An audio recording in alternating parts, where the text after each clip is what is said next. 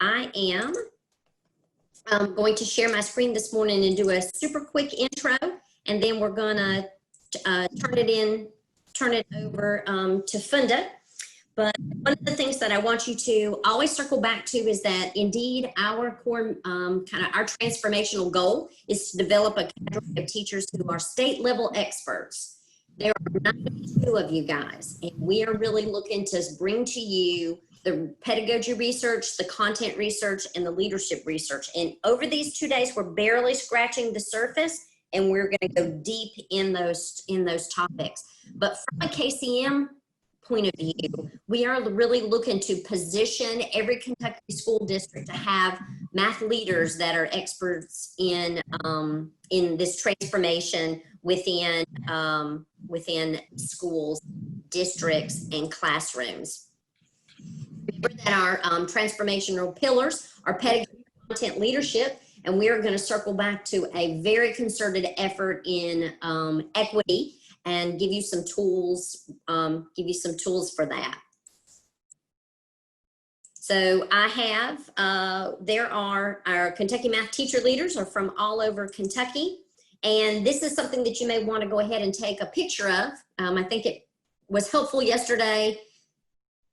Stick with me, I always end at 11.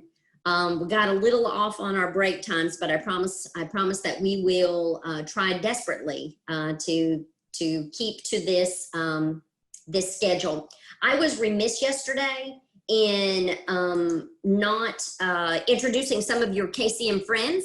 These are folks that are going to be instrumental for you on the backside. They will be taking leadership roles. They will be contacting you and mentoring you and talking to you. And so I want to introduce several of our KCM friends this morning. We're going to start with Dee. And so Dee, introduce yourself a little bit so everybody can know. Hi, everybody. I popped around and caught a couple of rooms yesterday. I'm Dee Crescitelli. I'm the director for programming K through 12. So you guys are part of this lovely adventure. We do some other programming, and those of you that know me, because I know a few of you in this cohort, know that I am extrovert off the scale. And so I'm just so excited to be, even if it's in a virtual room with teachers, because you're my people, and I've really missed my people during all of this shenanigans with COVID-19. So I am super excited to be here and, just sort of be in the background, being helpful for you guys. So welcome. Oh, fantastic. Can we go to Cindy? Hi, I'm Cindy Ossie, and I am thrilled to be here. I'm a regional consultant, and I work in the central part of the state. So I see something kind in my chat box that says maybe I didn't do the end time when you're taking a picture of that. I promise we're not going to 1. I promise we're going to 12. I thought I fixed that. So if by chance that schedule says that we're going to 1 o'clock, I promise we're stopping at 12. And just like yesterday, we'll be right on the dot. Julie Adams is a KCM regional consultant. Hey, good morning, everybody. I am the KCM regional consultant for Eastern Kentucky. And love working with passionate teachers. So it's great to be able to have the opportunity to work with you guys. Julie's been on the ground level of getting the Kentucky math teacher leaders off the ground, but she has been nose to the grindstone launching Math Achievement Fund cohorts this summer. So she is instrumental in the vision behind this, and you will see more and more of her as we roll along. Belle? I am Belle Rush. I'm a regional consultant for KCM here in the Bowling Green, Warren County area. And I met most of you during the interview. That's right. That's right. Belle's been our sidekick this whole time. So welcome to everyone. Loving the chat. And so continue to monitor the chat. I think it is very advantageous for us to have our name, parentheses, and then our county. So for those of you that maybe popped in right as we were getting started, be reminded to go into your screen, do the drop-down menu, and put your county after it. And that helps you to get that geographic location of where is everyone and where is their location. Funda, I'm turning it over to you. I can't wait to All right. about teaching So, practices. all right. So today we have again a packed agenda, and Kelly said she always sticks to the time, and it's me to blame. I'm sorry, yesterday I took longer than the break time and everything, so I'll do my best to stick with the time. Okay, just bear with me. I get too excited and I want to share a lot of things, and sometimes I don't notice how the time passes. We are going to do a quick debriefing. What I want you to do is, I hope you enjoyed the video. Please use the chat box and write one thing you observed in yesterday's video and how that's connected to the practice. For example, I saw students were doing this, and that is, you can just type in SMP3. MP3. And then as you're typing in the chat box, I don't like silent time. You might have guessed that. I want a couple volunteers to do vocal sharing. Okay, let's use a couple minutes, some vocal sharing and chat box sharing.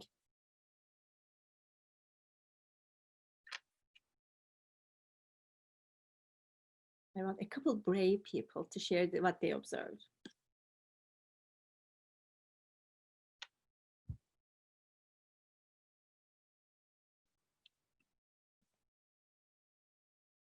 Sorry, I was trying to get organized here. I will share. There was a part in the video.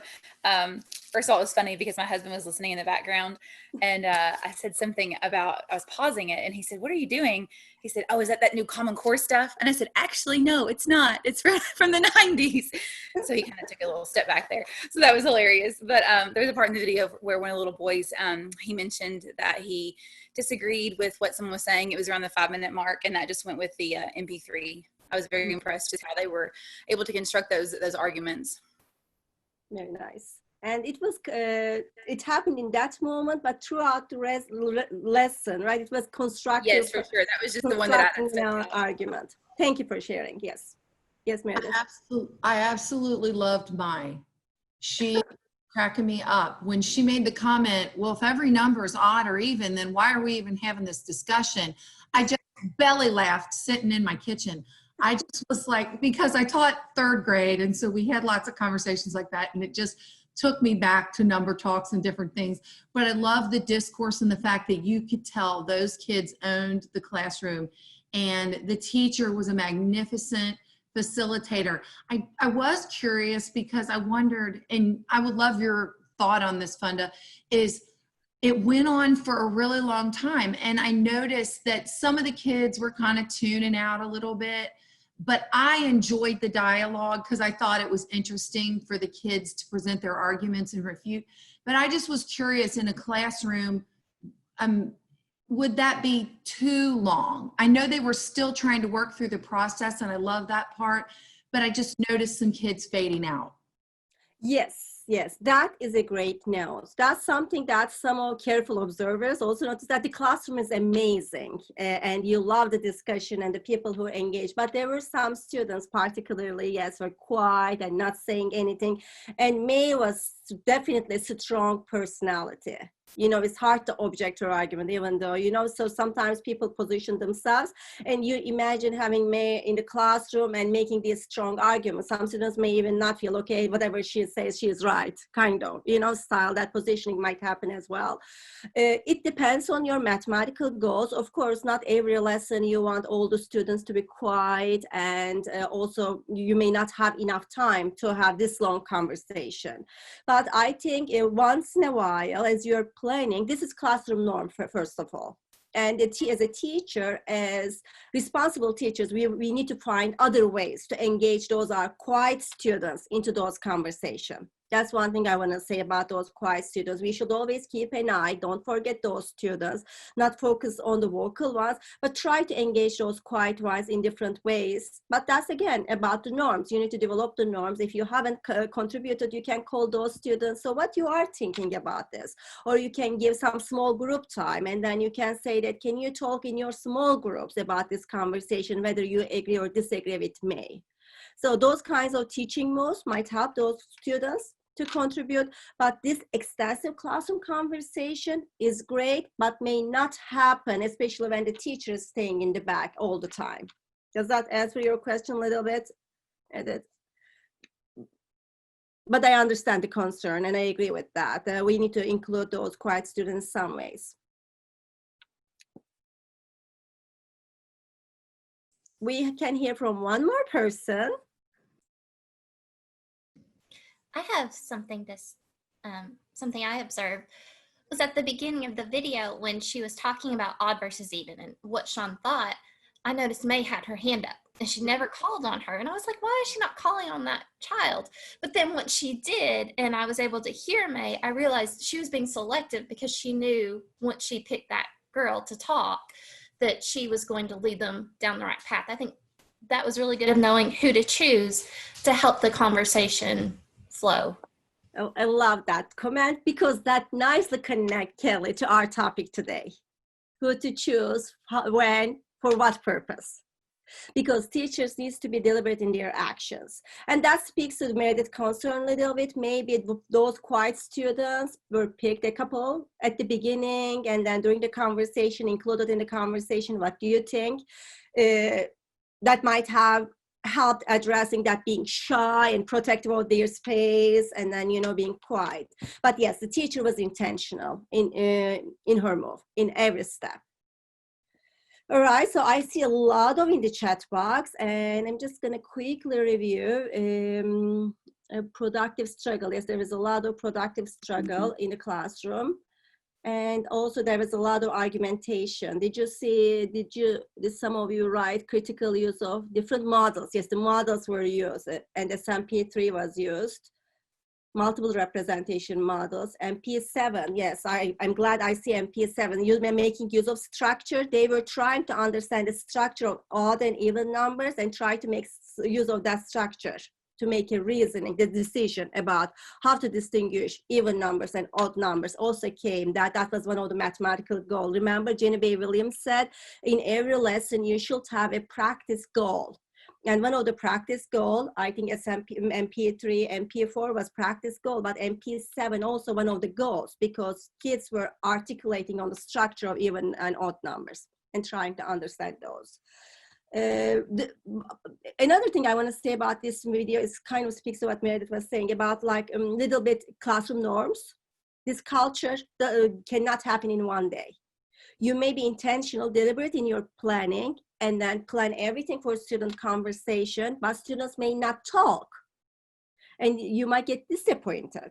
That's what happens with my pre-service teachers. They do all this intentional planning and they go into their practicum schools and then they don't get the conversation and they get disappointed because it's not their classroom and then you need to establish the norms, right? If you don't establish the norm, that day zero, the school will start and you need to give some agreeing or disagreeing vocabulary to them. And you need to make them feel comfortable. And especially we need to work with our quiet kids. And we also need to teach our kind of advanced kids to stay a little bit more quiet sometimes and then keep their excitement to themselves and then share when we call them. So those norms needs to take in place before this productive argument to happen. And yes, this was from 1990s, not from Common Core era, because the parents start complaining after this Common Core, everything changed. It's not Common Core, it is what is productive mathematical conversations. We knew this for a long time, but Common Core put a name on it, to put a label on it, that mathematical practices came into play. Okay, you can continue adding your comments. If there's anything I don't want you to quiet it into the chat box. Chat box is our formal conversation. Okay, but we're gonna go ahead and start our content with a mathematics problem. This is from 4th grade. So yesterday we did 5th grade, 6th grade math. Now we are going back to 4th grade. I'm sorry, my high school or upper middle school teachers. We'll come back to that. But this serves our purpose today. So in a 4th grade classroom, the class needs 5 leaves each day to feed its 2 caterpillars. How many leaves will the students need each day for 12 caterpillars? So what I want you to do, there's 3 things, 3 expectations. So you're gonna stay busy, okay, in this 5 minutes time. Please solve the task in whatever way you choose. You're gonna take a picture of your work and post it to our Padlet page. There's a QR code. You can take if you have a QR scanner, you can use QR scanner. I'm gonna type into the chat box. And then once you're done with that, you are gonna sit down while waiting for other people. Try to solve this problem as many ways as possible Try to imagine a regular fourth grade student. How will the fourth grade student will solve? How will a student that need more time will solve this problem? How a student with more mathematical experience solve this problem, or a student with special needs? I mean, you need to have 4 or 5 different strategies specific to this problem. Okay, now I am typing the QR code to our chat box so that, so that you have access to the link if you are not using QR scanner. And then you are working on this. Just put this back up so that's, you know, the expectations. So I have 3 expectations from you. Right. Can I see thumbs up if you're ready to listen?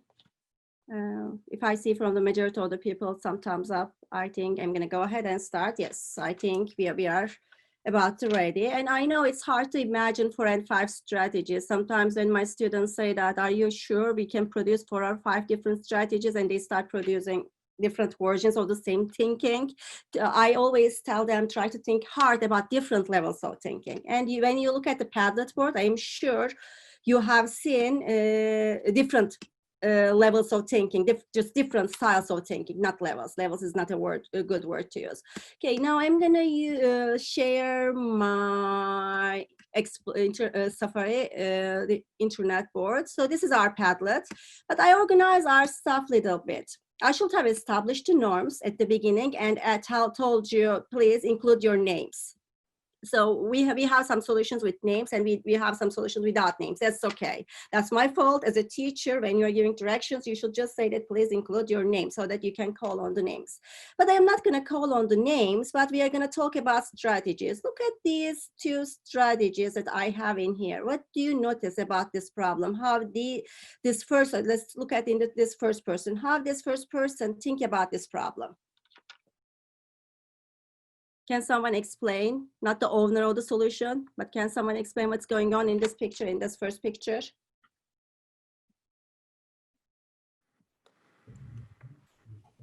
I mean, to me, it looks like they're just adding those extra leaves, you know, at every point, but I'm not sure if that was the intention. So we see some numbers, right? There's here 2, 4, 6, 8, 10, 12. And what are those numbers are symbolizing in terms of problem? Do you have an idea what are these numbers are? 2, 4, 6. And please, you can jump in, other people. Okay, we don't want to spend quite time. So just jump in. I'm just asking Arita, but you can other people can jump in. So what is the number of caterpillars? Number of caterpillars, right? And the pictures actually show little caterpillars. We have 2 caterpillars, 4 caterpillars, 6 and 12 caterpillars. And this is labeled. The second one is the leaves. And for each 2 caterpillar, how many leaves we see? 5, 5, 5. And what we need to do, either add 5, 5, 5, 5, or skip count by 5, or you can just count by ones and then add those numbers up and find 30 leaves, right? Okay. But how is the second picture, this one, different from that other picture that we have just seen?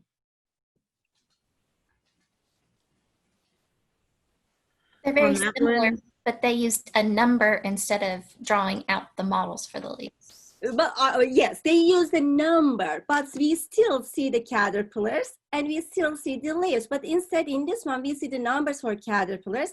In this one, we see the drawings. Every 2 caterpillars is 5. Every 2 caterpillars is 5. And in some ways, this is 2 for cumulative.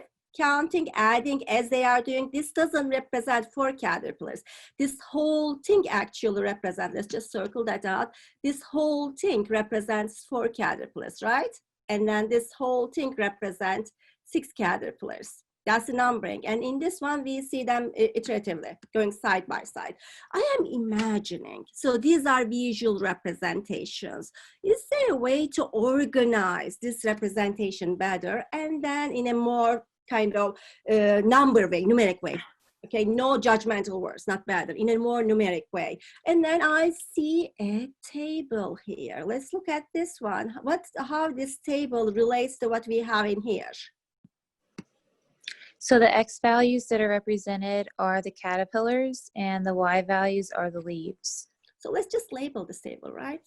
caterpillars. Let's make it small so that it fits. And the other one is leaves. And this one, the other thing is this is leaves, right?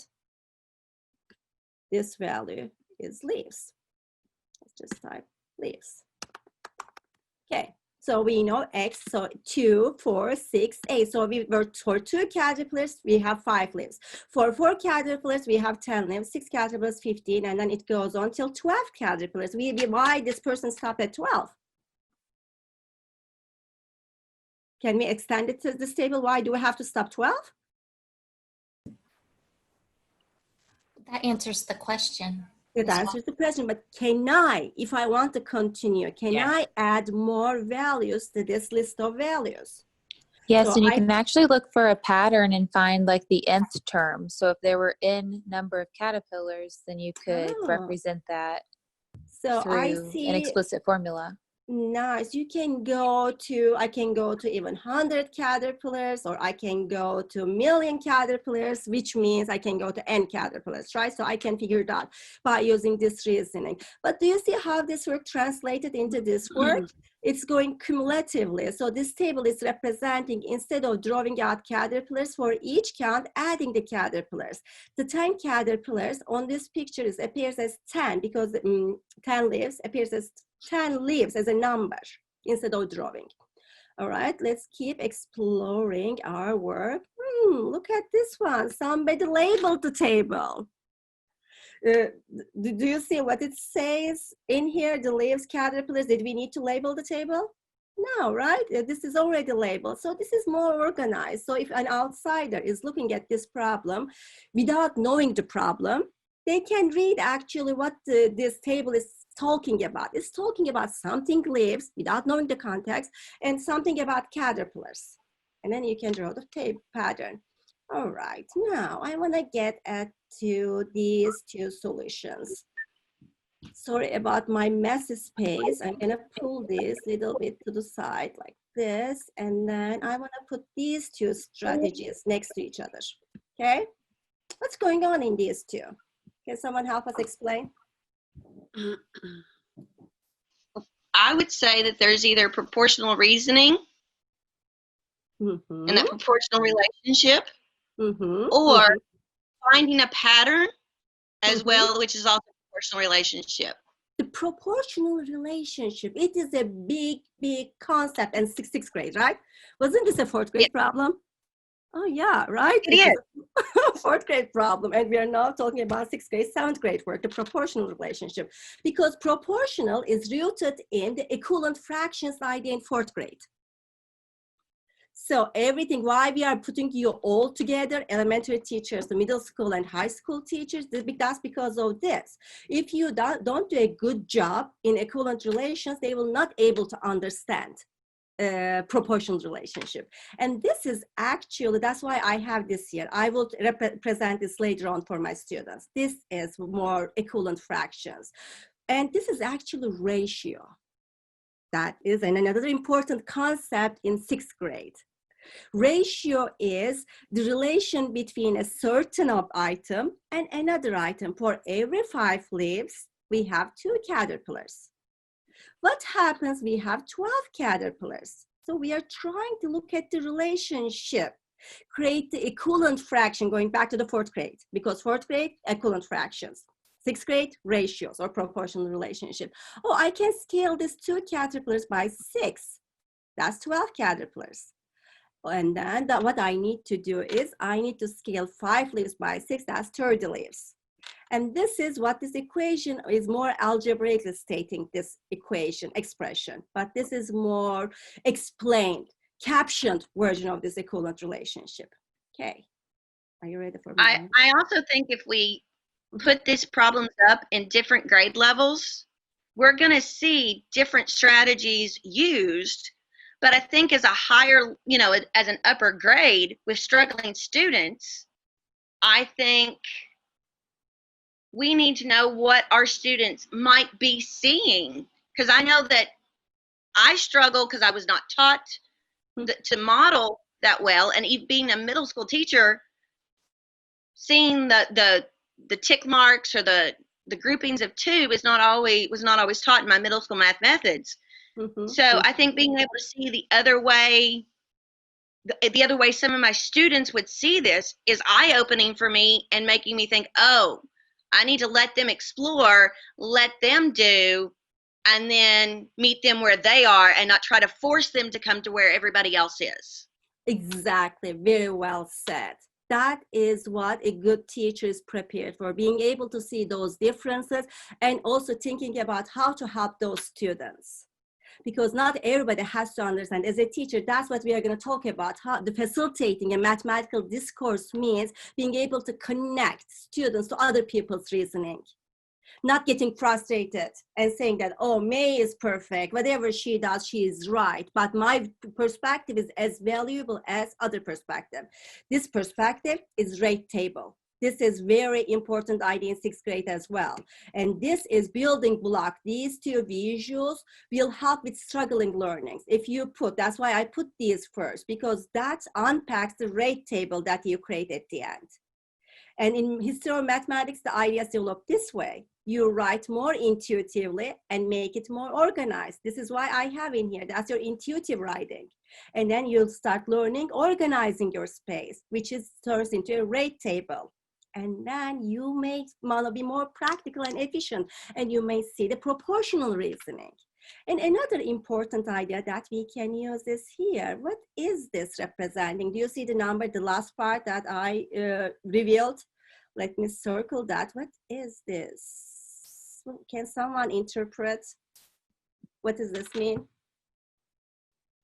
Is that unit rate? They are figuring out how many leaves per caterpillar.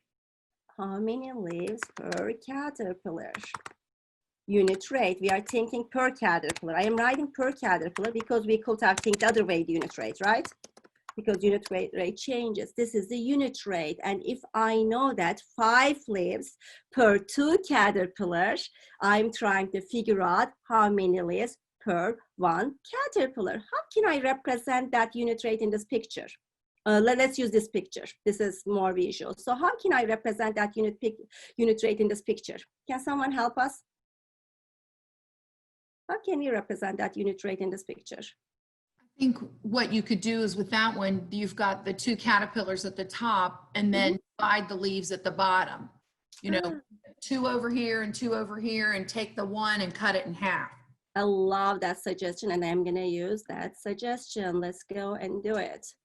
Okay, so this is, look at this one. This is for 2 caterpillars. What I'm gonna do is I'm gonna split evenly.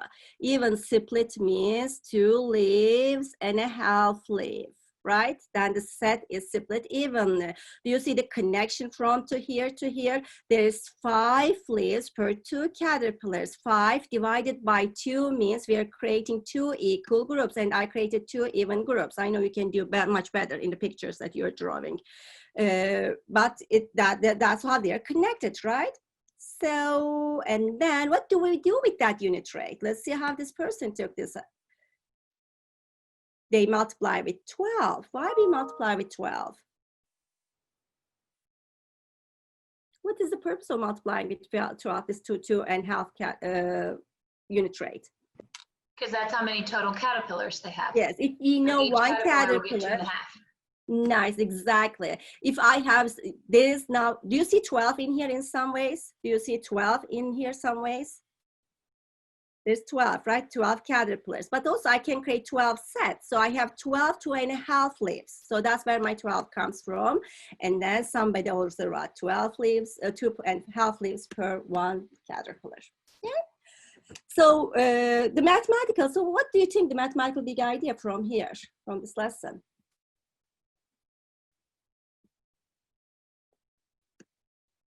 That's why my mathematical goal, being as a reflective thinker. What are the ideas that we pulled on together to get today?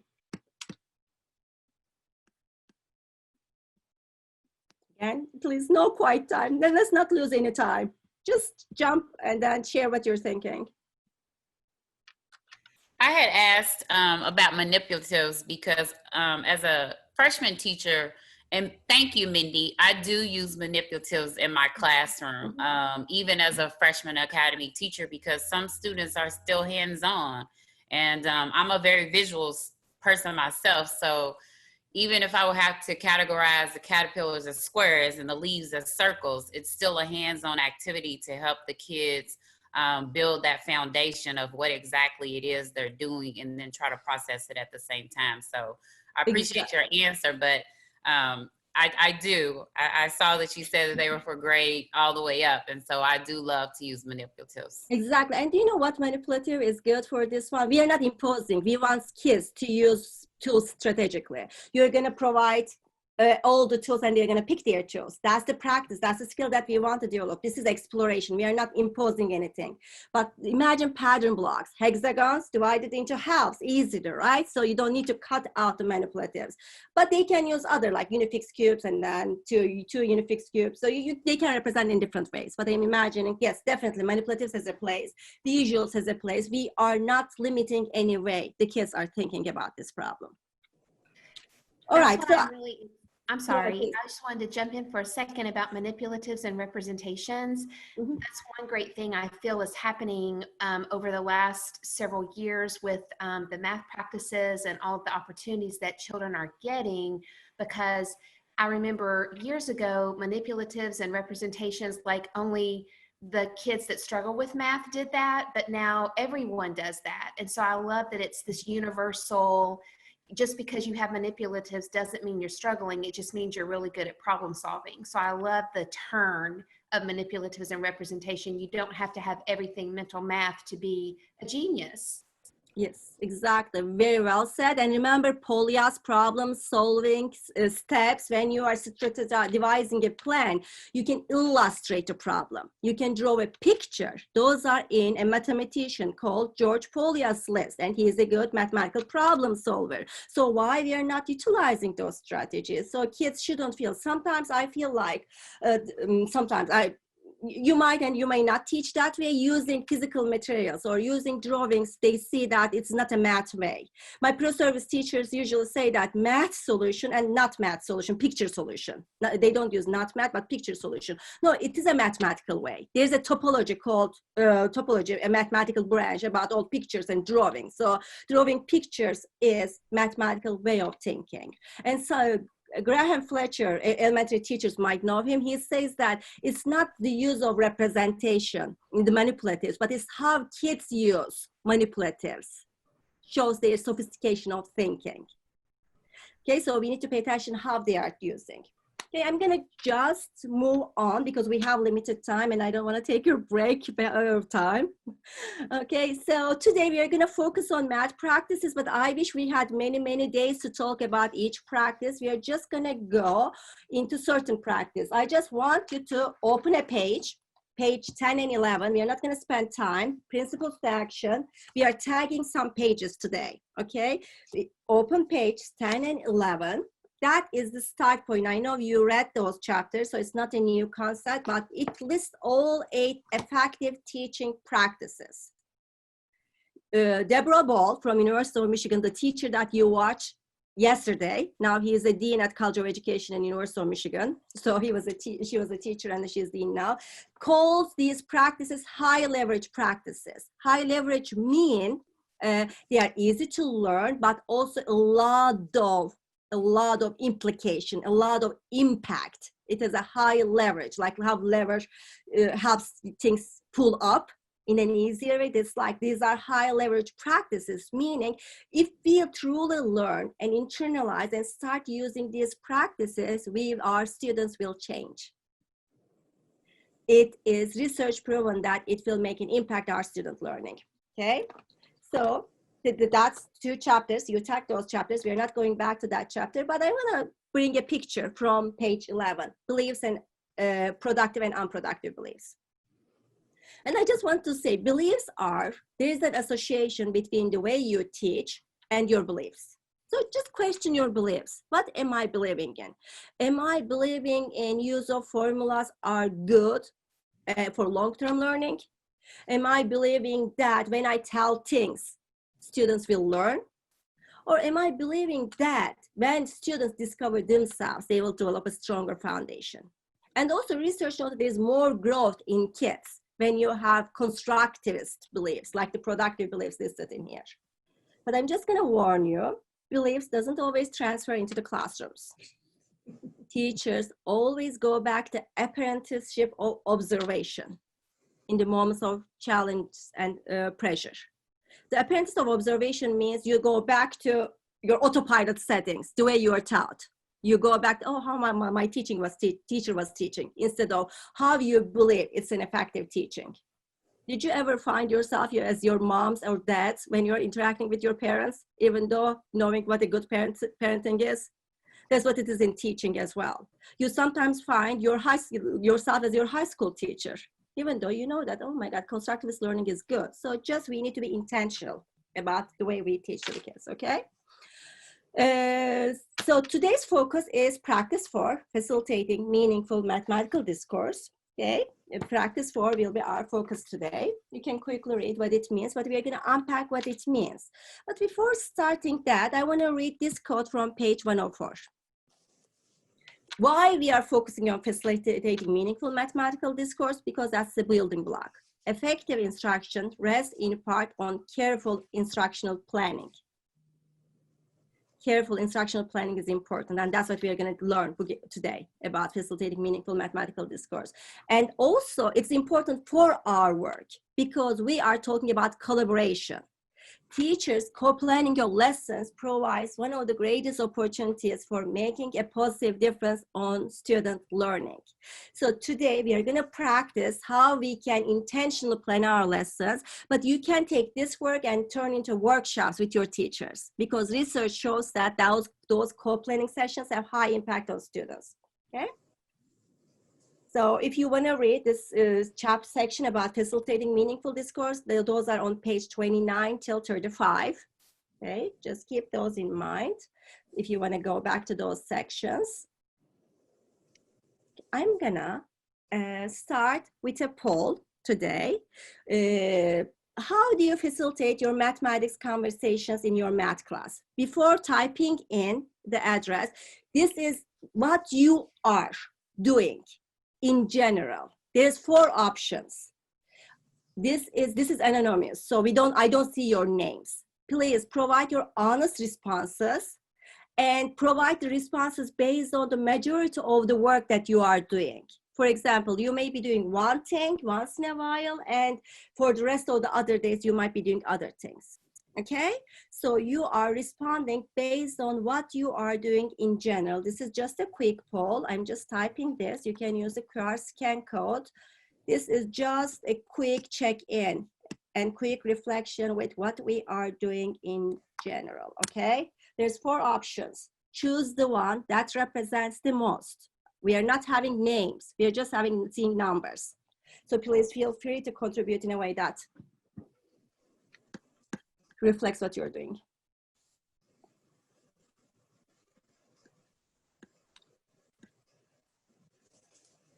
Again, you can use your QR scanner. In about 30 seconds, I'm gonna stop sharing my screen and switch to my internet screen.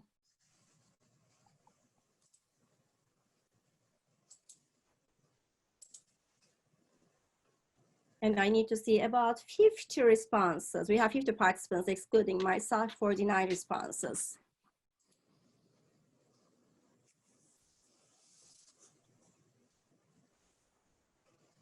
Oh, we have 50 now, but yeah.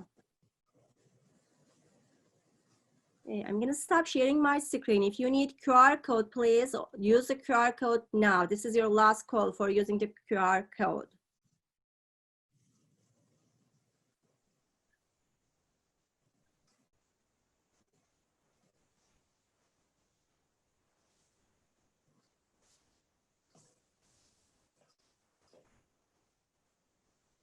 Okay. I'm stopping sharing my screen and I'm gonna open my, I see a lot of responses. 44, we have almost all the responses. Okay, now I'm gonna share my screen again.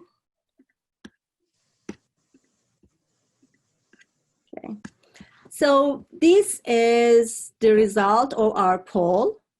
There were 4 options. I call for volunteers and have as many students share as their work as time allows.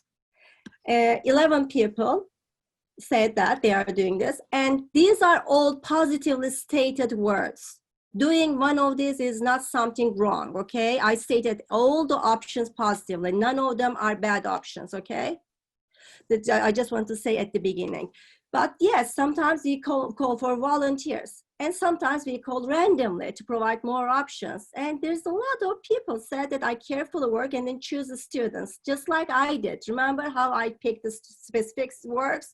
So there were 25. So we have about, let me see, if we add these together, there's 19 to 25, even distribution.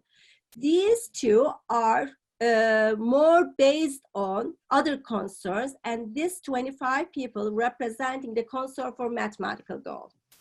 The reason from this poll is whether we are, how much we are intentional. Again, this is a self-reflection. This is not for me. I will ask you to reflect back again. Are you really paying attention to your mathematical goal or not at the end? Facilitating mathematical discourse means this: being intentional about everything that we are doing. Those 25 people, that's what we want to see in majority of our classes. Again, the others are not bad. They are good with all good intentions. But facilitating a meaningful mathematical discourse is having clear mathematical goals in mind, conceptually oriented, choosing rich mathematical exploration opportunities, but deliberate practice, like Angela Duckworth said, being intentional at every step. And being intentional at every step means you watch carefully what the students are doing and then choose the student work that contributes to your mathematical goal. And conversations are informed from and structured around student work, okay? That leads to 5 practices in our book. There is a question: is it wrong to ask colon students who have a great strategy but may not have a complete? No, it doesn't have to be correct answer. No, there is no wrong or right. And Dee is answering. Thank you, Dee, for taking up the chat questions. There is no right or wrong. The main idea is having the mathematical goal in mind. If you have your mathematical goal in mind, you can choose a strategy that's incorrect, or you can choose a strategy that has a great thinking, but not necessarily correct solution. Okay, now, if you want to create a productive mathematics discussion, if you are seeing this the first time, this might be a little bit overwhelming, okay? And I promise you, we are going to revisit this idea in one of our Zoom meetings again to check back with what you are doing and also to polish our understanding. But when you are planning a lesson, we are trying to provide a structure to you. And we thought these 5 practices might shape your planning period very nicely. This is about planning, and this is about classroom discourse, okay? So what we are doing is you can structure your planning period into 5 sections. How I am anticipating student responses?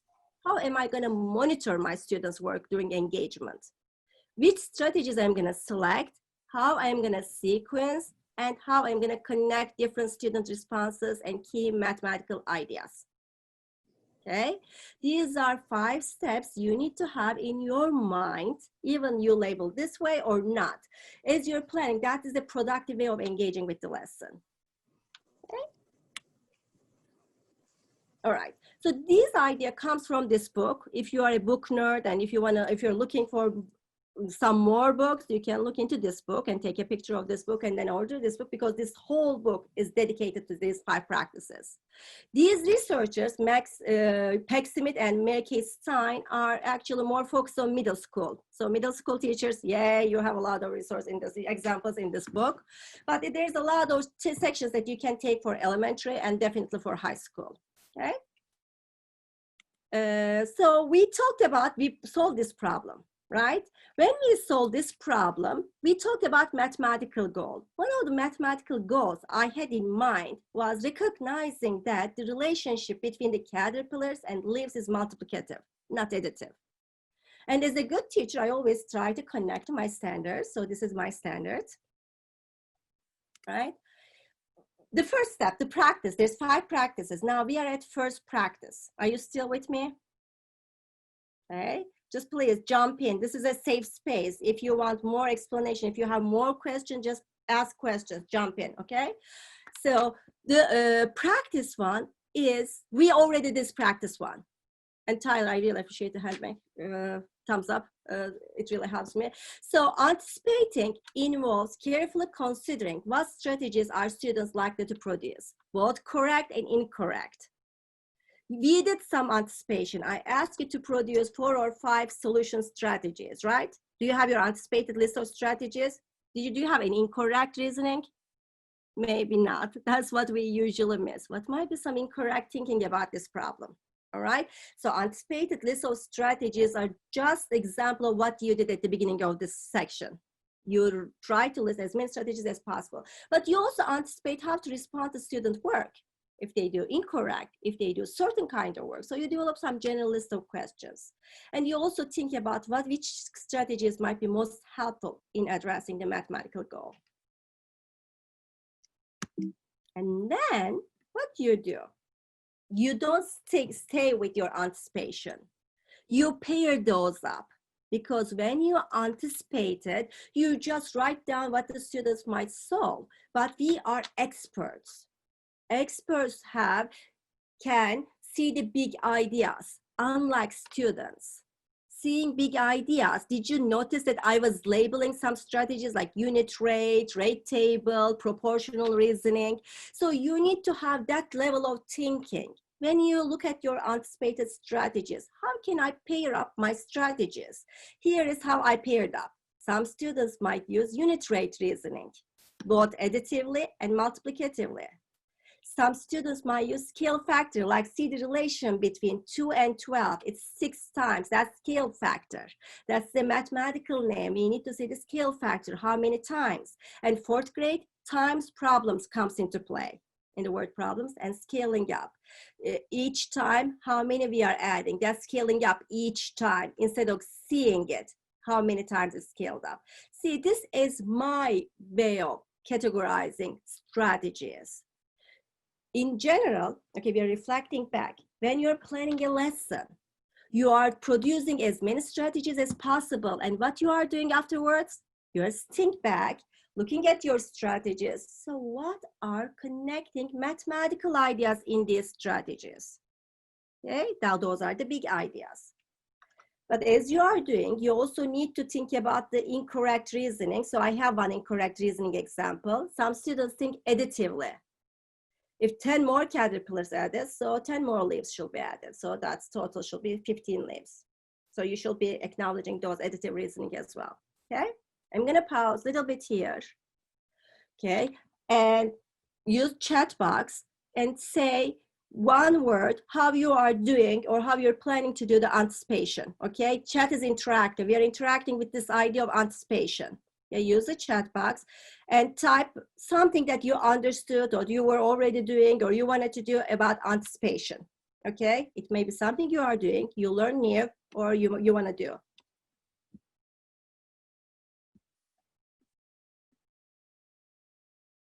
Okay, now we are using chat box. We need to be active. And then we are typing something about anticipation. And I'm going back to anticipation slide so that you know we have a common understanding about anticipation. Anticipation is really important before going into the lesson, okay?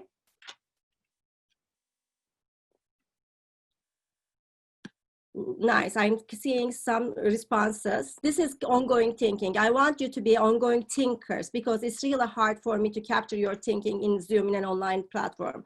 So just keep typing your thoughts as we are interacting with the content. Okay, I'll give just a little bit more time and then I'll move on to monitoring. I see Jill is saying I need to work on problems out myself. Yes, definitely. That's the purpose of anticipation. And another thing about anticipation is some people just think about general categories without doing the specific work. Each specific problem has its own anticipation. So just writing down students will use visuals or manipulatives is not an anticipation, okay? We are doing the specific work. Yes, wrong answers is really important. Yes, incorrect responses. So that you can think about how you want to interact. What would you say with that additive reasoning student? How you address that? So that's an important part of anticipation. Yes, that's thinking about ways to connect the strategies together. I'm gonna move on for the time constraints. Please interact with this idea, okay? Keep adding your comments. I'm not ignoring what you are saying. This is another outlet. The chat box is the way we are interacting. All right, so the next stage, the practice too, is monitoring. Remember my poll, how you share your student? 25 of you said, I watch my students carefully. Okay, I'm asking this question to you as you are watching your students work carefully. Are you paying attention to their thinking? Which means, are you asking quick assessing questions, assessing their thinking? Probing questions, what they do, they think. Are you asking to the students to extend, advance their thinking? That's what it means, monitoring, watching carefully what students are doing. And also, are you moving around and making sure that you work with all the students? Sometimes, because of limited resources we have in the classroom, we just work certain group of students. But some other students will feel left out. Are you making sure to revisit all the students in your classroom? I know this is hard job. This is like making impossible possible. That's what teaching is about. You have 25 students and you're trying to pay attention to the needs of 25 students. But I'm telling you, it will get better with the practice. You'll see which, and you can distribute the days. For some day, you might pay more attention to certain students and you can move on. And the other thing is, you should be watching your students carefully by taking notes. Those notes will inform your summary section. Okay, are you taking notes as you are working on? Melanie did this solution method, and then Ashley used this solution method. So as I am walking around the classroom, I'm always taking notes about my students' solutions. Are we doing this? That's what monitoring means. And sometimes a monitoring chart might help. Okay. Ignore this. We're not going to do this. We were going to go back to the Padlet, but we don't have time. But the monitoring chart is using these big ideas and making note of who did what. For example, did we see unit rate strategy? We did, right? I will write, for example, Melanie used unit rate strategy. I will use Melanie's name and say that, oh, she set up an equation 5/2 equals 2.5. So I briefly describe because it's hard to remember later on what Melanie did.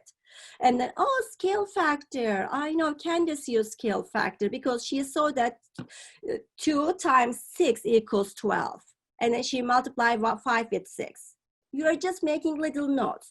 This is not a must. You can make open notes, but sometimes having a monitoring chart inform what you are seeing in your classroom. So you can, what you may want to create around those big ideas and monitoring chart. Okay? And then it comes to selecting. So I filled out my monitoring chart. And then I made a note of who did what, and I am selecting my students based on what I observed, based on my mathematical goal. Remember, pay attention to my modeling. At the beginning, I quickly tried to model these 5 practices. Did I just go back to the Padlet board and ask for a couple of volunteers to share? No, right? What did I do? Can someone, what did I do? How I help us? Well, how was my sharing look like to you? You chose the responses that you wanted to focus on, the different variety. Different variety. I selected the responses and I sequenced it. I didn't choose in a random order, right? I couldn't use my online board effectively, but in a limited time, I hid some of them with a white paper and then choose in a specific order. I sequenced them. So when I am watching students work and selecting that work carefully, you need to order in a way that serves your purpose. The objective might differ, the rationale might differ. For example, you can start with the most majority of students' strategies and move to less common strategies. That will validate the students and, oh, my work, teacher represented my work. Or you can start with more concrete and move on to more abstract strategies. Or you can start with some common misconceptions first. Or you can compare and contrast strategies by putting together. I kind of did this one, comparing, contrasting, and I also did some mathematical sophistication.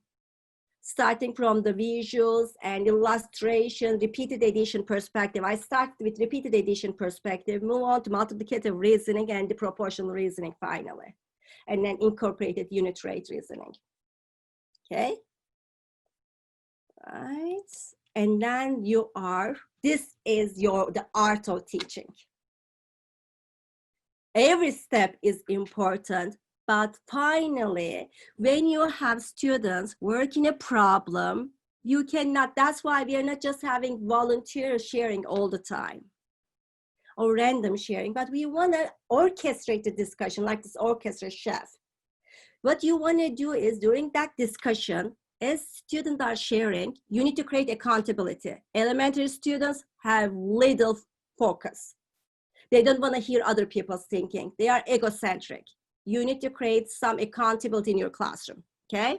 That's an important assumption before starting this work. Middle school, high school, they get disinterested in each other's work, and they sometimes find lame sharing their work. So you need to create this accountability culture first before doing this, because this is where they're gonna learn. And then you're gonna show off yourself as a great teacher. You need to connect the student strategies. Not like, okay, these are picture ways and these are equation ways. That's not connecting. Or some people use manipulatives and some people use symbols. That's not connecting. They can see that. They are visual. They can see some people use manipulatives and some people use symbols, but how the thinking is similar and different. Did we able to see unit rate in the pictures? Remember how I showed the unit rate 2.5 in the pictures? That's what connecting means. Helping students draw connections between their solution and other students' solution. And you can call another one. For example, I can call Dawn. Can you please talk about Tyler's thinking? What do you understand? That creates accountability. They need to pay attention because teacher can call them, right? So we need to create that accountability and help them draw connections. They need to listen each other's thinking because that's what they are going to learn from. And also, we want to go back to the key mathematical idea. I keep asking, what is repeating over time? That the repeated addition idea. How things changed. And then the scaling up idea. What if we think about the one caterpillar unit rate idea? So you need to bring those key mathematical ideas to the conversation. Sometimes we label them. Sometimes after 3 or 4 lessons, we label them. Since we are all teachers, I use ratio, rate, proportions, and unit rate at the same lesson. You may not want to do that at the beginning, right, with your students later on. And then also you want to help students make judgments. So which is more accurate, which is more efficient, which communicates better, okay? So that they can see the differences in the way the presentations.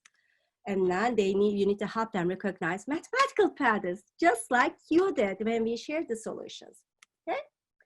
Right, we are not doing this. So again, I'm gonna have a small reflection time.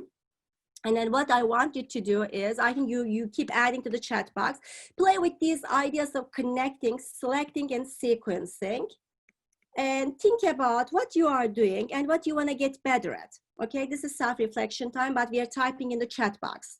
Considering these 5 practices, but especially the last part now, selecting, sequencing, and connecting. What do you feel like you are doing better and what you want to work on? This is quite reflection time for just 2 minutes, and I promise I'll be quiet afterwards, okay? And then in order to keep it quiet, let's have a couple of people share vocally so that you don't need to type everything. I need a couple voices now to fill up the quiet time. I try to use tables, graphs, and an algebraic method for everything that I teach in pre-calculus and calculus, because I realize that not everybody does it the same way as I do. One thing that I could do better is trying to incorporate a picture instead of just the graphs and the tables. But some content is harder to just draw pictures to represent my pre-calculus and calculus content. Exactly, Haley, good point. Varying the representation is important, but I don't want you to devalue your work. When I am saying devaluing, there's a chapter called Mathematical Practice, Use and Connect Mathematical Representation. I promise we're going to pick up that's an important. I think that's what my to-do list is, that section, and posing purposeful questions. But using representation doesn't mean that you have to vary all the time. Okay, did you all hear me saying this? You don't have to use visuals or pictures all the time. Using multiple representation might mean using 5 different equations representing the same idea. So sometimes if you feel, yes, we need to push ourselves hard and we need to provide this concrete pictures, visual, that's our job as teachers. But sometimes when you look at your student work, you might see mathematical differences in the way they created their equations. And it is still a powerful and strong lesson if you use 5 different equations and connected those equations, okay? So mathematical chapter about use and connect representation says that there is a connection between representation, but you can also make connections between the same representation. Okay, like the proportional reasoning we used, and also the unit rate we used. Those were both strong mathematical ideas. And you can dedicate a whole class time in addressing those. Thank you, Sharon, for that, Taylor. I think that's an important point. One more we can have from one more person. I like the comments coming into the chat box. As I say, a lot of them are about, they've been doing the first 4, but it's that connecting at the end is the thing that's been getting left off. And I love that they're realizing that. And yeah, that's really good conversation about that in the chat. Yeah. Good, great, yes. Thank you for sharing that, Dee. And that's a great observation. Dee and I did a lot of kind of lesson study, kind of professional development with teachers. We went through these 5 practices, and that was the part, the connecting part that we see the teachers needed more work. Not because they cannot do it. It is art of teaching. It's the most hard thing to do it successfully. And it's hard to craft a good art piece within 5 seconds, 5 minutes, then that's what you have to make that decision. And also sometimes we give too much time to the students and you rush things towards to the end, like I did now. So you don't want to rush things towards to the end. You want a time, enough processing time. So you need to plan accordingly. If a lesson takes 2 days, you can come back and visit and do the connecting piece the other day. But don't leave a lesson without connecting, because that is formalization happens. Mathematics needs to be robust, and don't leave that robustness out. All right, so I have, I think, one code for us to revisit, and I'm gonna hand the microphone to Kelly. No, this is not, I had some other things. But remember this slide, this code from page 104.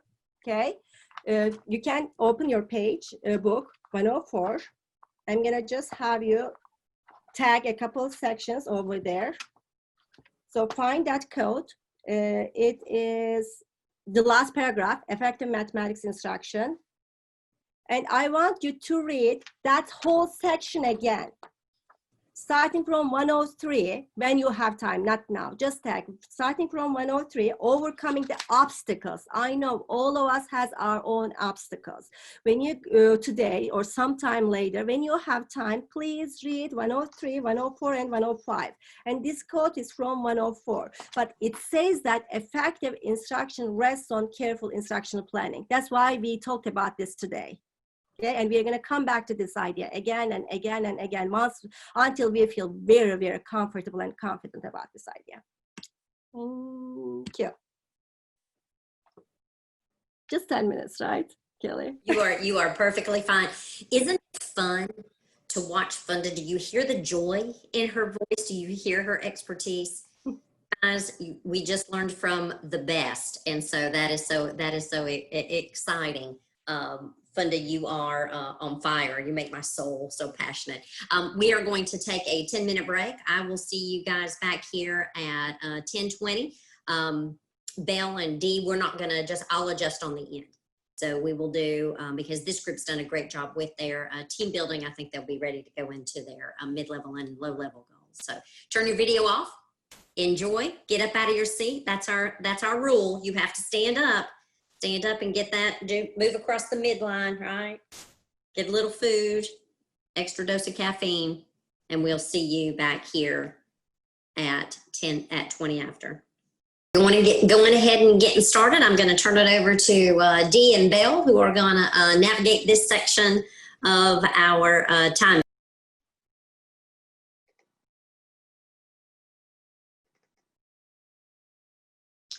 All righty. Are you all seeing my screen there?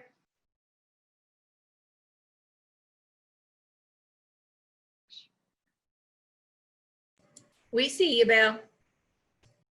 All righty, good deal. Today we are going to go not on a bear hunt, but we will go on a fluency hunt.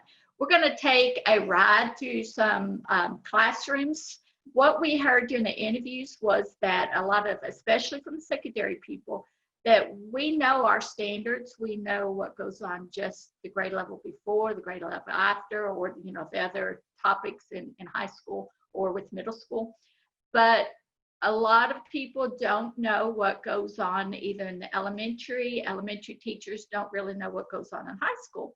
So we're just going to take a quick little ride, look at some of the fluency standards.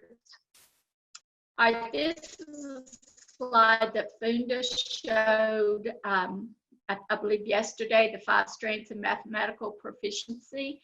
And fluency is one of those strands in that mathematical proficiency. There is a Graham Fletcher video. You can look that up. We're not going to look it up today, but he talks about memorizing versus memory, and there is a difference. So with fluency, students need to have something on board that they can figure it out. They need to learn to figure things out quickly, but if they can't, they still need something on board to help them.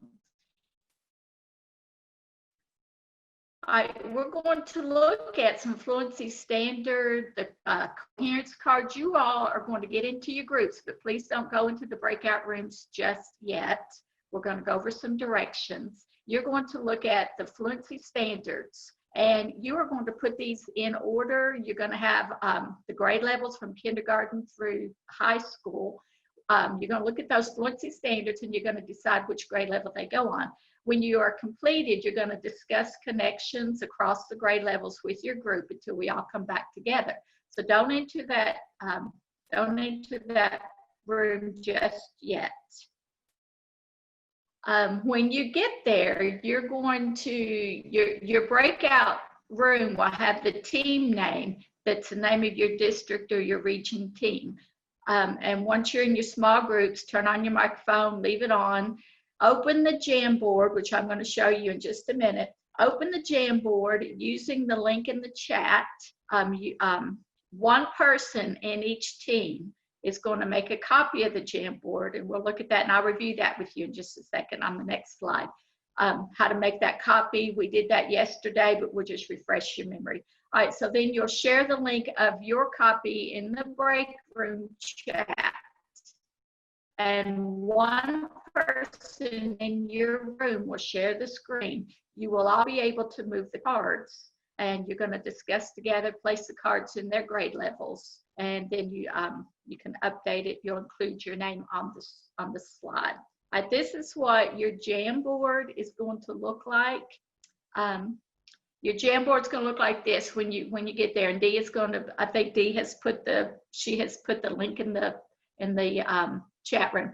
You're going to go up in that corner where it says share. Now this is just a screenshot, so you can't do it from here, but you're going to see that blue button up here in the right hand corner that says share, and go to the dots that are beside that, those 3 dots, and then that drop down menu you will see make a copy. So you're going to make a copy and share it to the people in your group.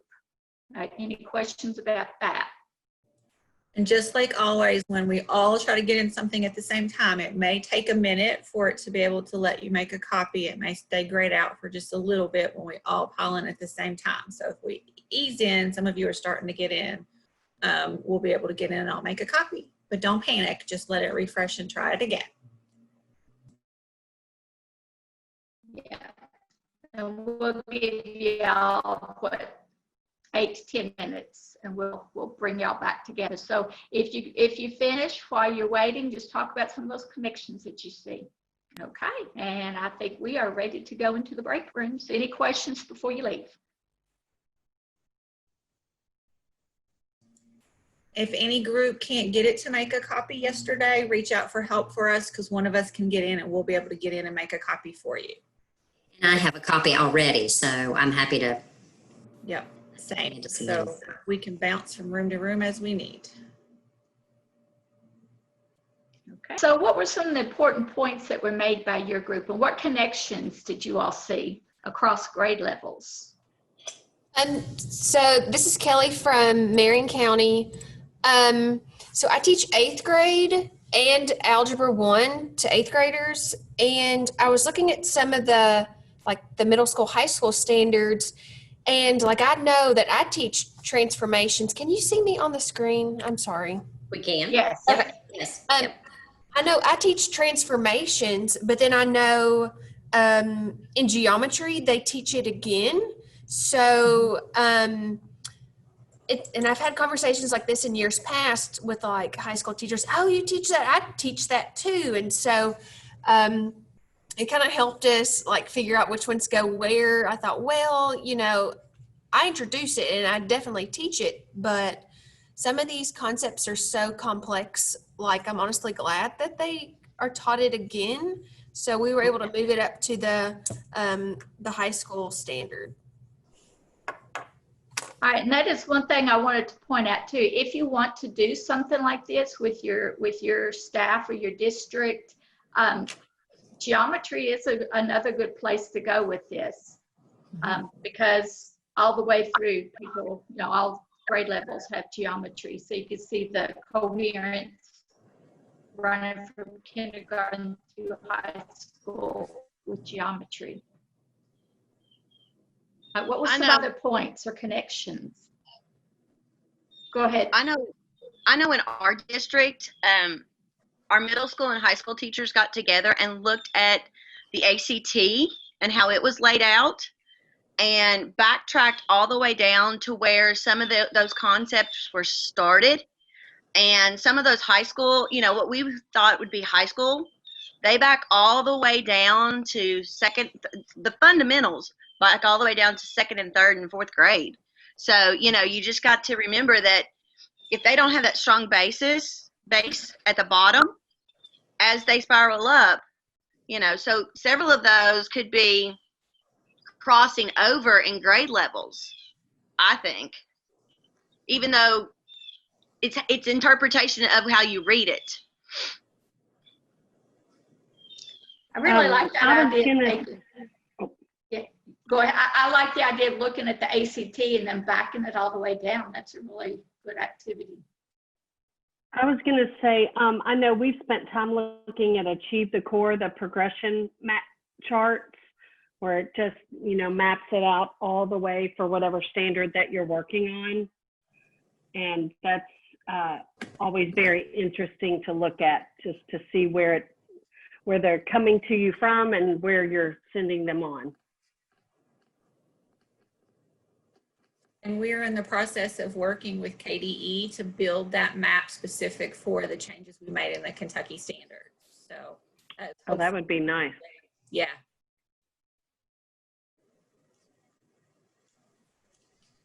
All right, if there's any other comments, go ahead and put those in the chat room. I know we're a little bit, I don't want to run too far over our time. So any other comments about that, please put those in the chat room. And this actually comes from in the back of our standards document. I think it's page 256. You've got all these really cool appendixes back there. This is in table 6. It shows you the fluency standards and the progression.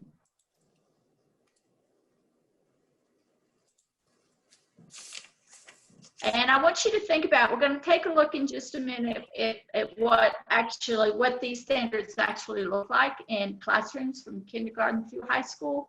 So just as we watch this video, I want you to think back to the mathematical practice standards and how those are coming into play. And even in our standards document, it's got these standards for math, how they are incorporated. And there again, in the back of your coaching book from Jenny Bay Williams, you've got the bookmarks that you can refer to. All right, I really want you to think about this that Fung just showed us yesterday. As we watch the video, go ahead and on a piece of paper, just draw out this little triangle with teacher, mathematics, and the students, and then within the students on that student, just student to student interaction. And just as we watch the video, if you see something the teacher does that you want to talk about, if you see something that students do, either interacting with the teacher and teacher with students or student to student, and then as they're all interacting with mathematics. So just draw out that little, just quick draw out that triangle and make yourself some notes as we watch the video. And we are going to take a quick little ride through the fluency standards. We're going to look at what it looks like kindergarten all the way to high school. Now, every grade level is not in this video. If we did that, we would be here till 1 o'clock. But I just have taken some little clips of the fluency standard of kindergarten, then we go to second grade, then maybe fifth, just little clips of what these look like in a classroom. So just take a look at this and watch what's happening with teachers, students, and with the mathematics. Make yourself some notes and buckle yourselves in, keep your hands and feet inside the ride at all times. So, all right, and Dee is going to show that. She's going to turn it on. So go ahead, Dee.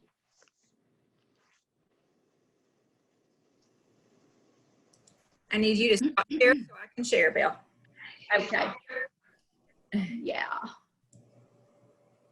Sorry. Whoops. Wrong button.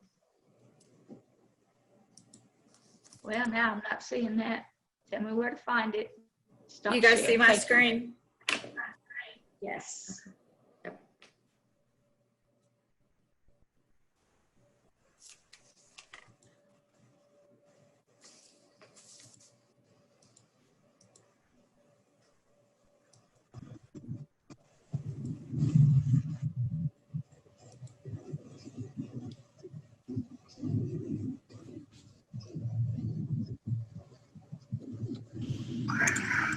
All right, so here's our cave. How many bears are inside the cave right now? None. There's none, okay. So we ready to go? Go ahead and close your, how many bears do you see? 5. You see 5 bears. Love it. All right, close your eyes for me. You're not looking? All right, here we go. All righty. How many bears are inside the cave? So as you can see here, the questions have been asked and the student goes to one-to-one counting. 4. 4? Why do you say 4? Because there's only 1, and if you add, you'd have 5. So there's 4 in there. Do you want to see? Yeah. Let's see. Open it up. Let's see how many's in the cave. How did you do? Good. Good. All right, let's try it again. Ready? Close your eyes for me. Okay, ready? Okay, open your eyes. How many bears are in the cave? 1. 1? How did you get 1? Because I know there's 4. So if you add 1 more, there would be 5. Okay, I like it. Yes, ma'am. Me and Piper did the same thing. Okay, what did you guys do? First, I took away 2 from the 37 and added it to the 58. Okay, so you had the 58 plus 37. You took away 2 from the 37, and you added 2 to the 58. And then we got rid of 60. Okay. And then I had 35 less, and then I did 60 plus 30, and we got rid of 90. Okay. And then I added the 5 left over from the 30, and I added it to the 90, and it got me 95. Very good. So what you did is you used the friendly number strategy to make this first number a multiple of 10, so it's easier to add. And then here, instead of adding all of the 35, you broke that down into 30 and 5, and you added them separately and got 95. Great job, you guys. All right, anybody else do something different? Yes, ma'am? My partner did 7 plus 8, and it got it 15. Okay, so you started with 7 plus 8 because that is your ones, okay? And that got you 15. Mm-hmm. All right, keep going. And then we did 50 plus 30, and it got us 80.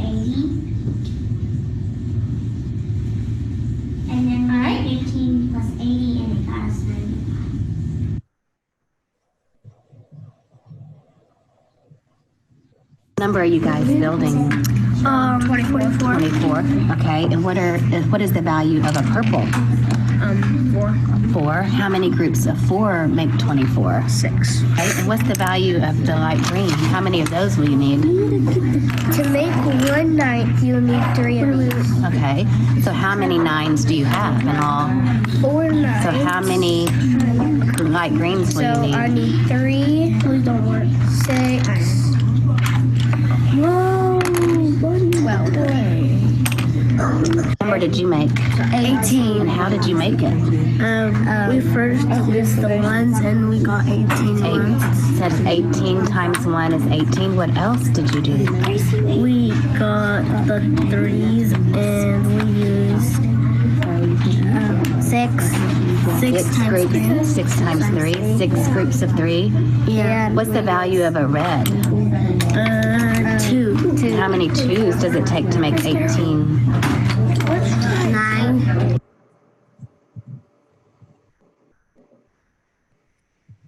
Okay, go ahead, Shannon. What'd you do? So what I did was I started with 10 and I got 200 and then minus that got 1036. Then I multiplied 50 times 20 and got 1,000 and then subtracted that and got 36 and then did 1 and that was 20 and then subtracted that and got 16.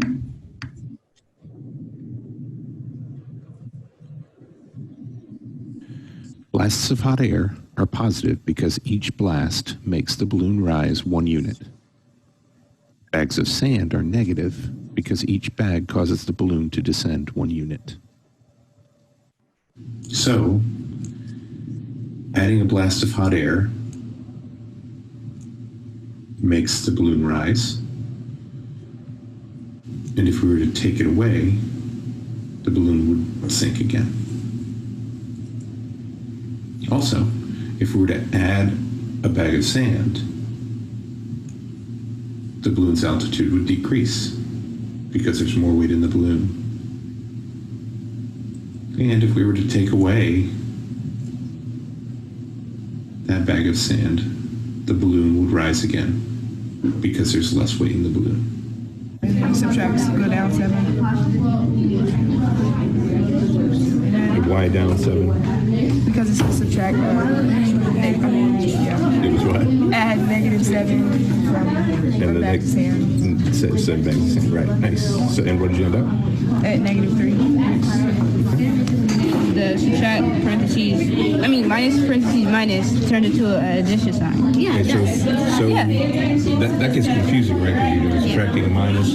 Go back to what does -9 mean in this balloon?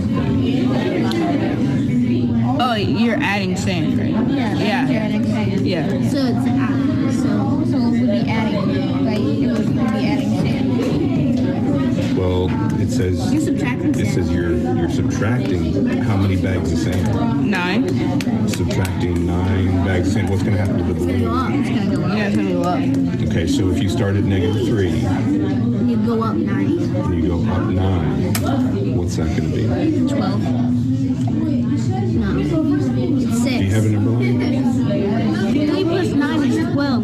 No, -3. It's yes. What about this one? Kind of walk me through this one. Okay, so you start at -3, and you're adding sand, so you're adding -5. So This one you plus 12.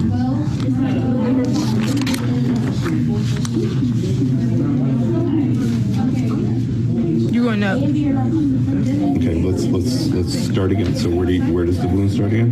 -3. -3, and then what did you add? -5. And -5 is 5 what? Back to sand. Oh, so you're going down. You end up at -8. -8? Does that make sense? Yes.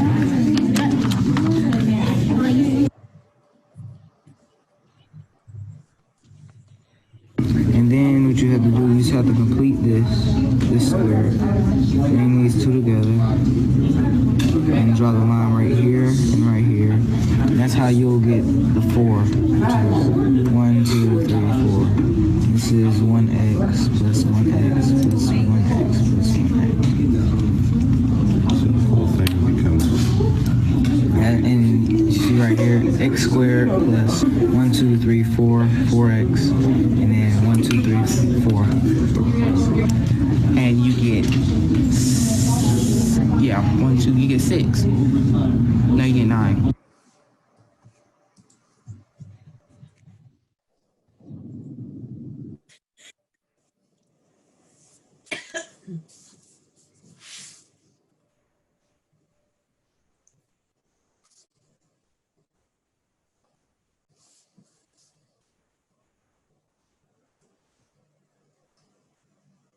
So a beautiful representation of the verticality. I think one of the things that I enjoyed with regards to the video is that look of using modeling and manipulatives throughout. I mean, how powerful was that when we got to that area model?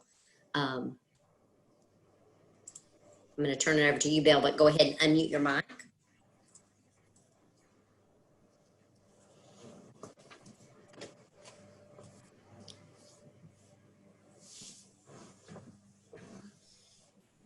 Sorry about that. Yeah, I just wanted to see what you all thought about, what were some of those connections with teachers? And yes, even that area model in high school and how that even connects to mathematical practice standard model. What were some other connections you saw with teachers, students, mathematics, or even with the practice standards?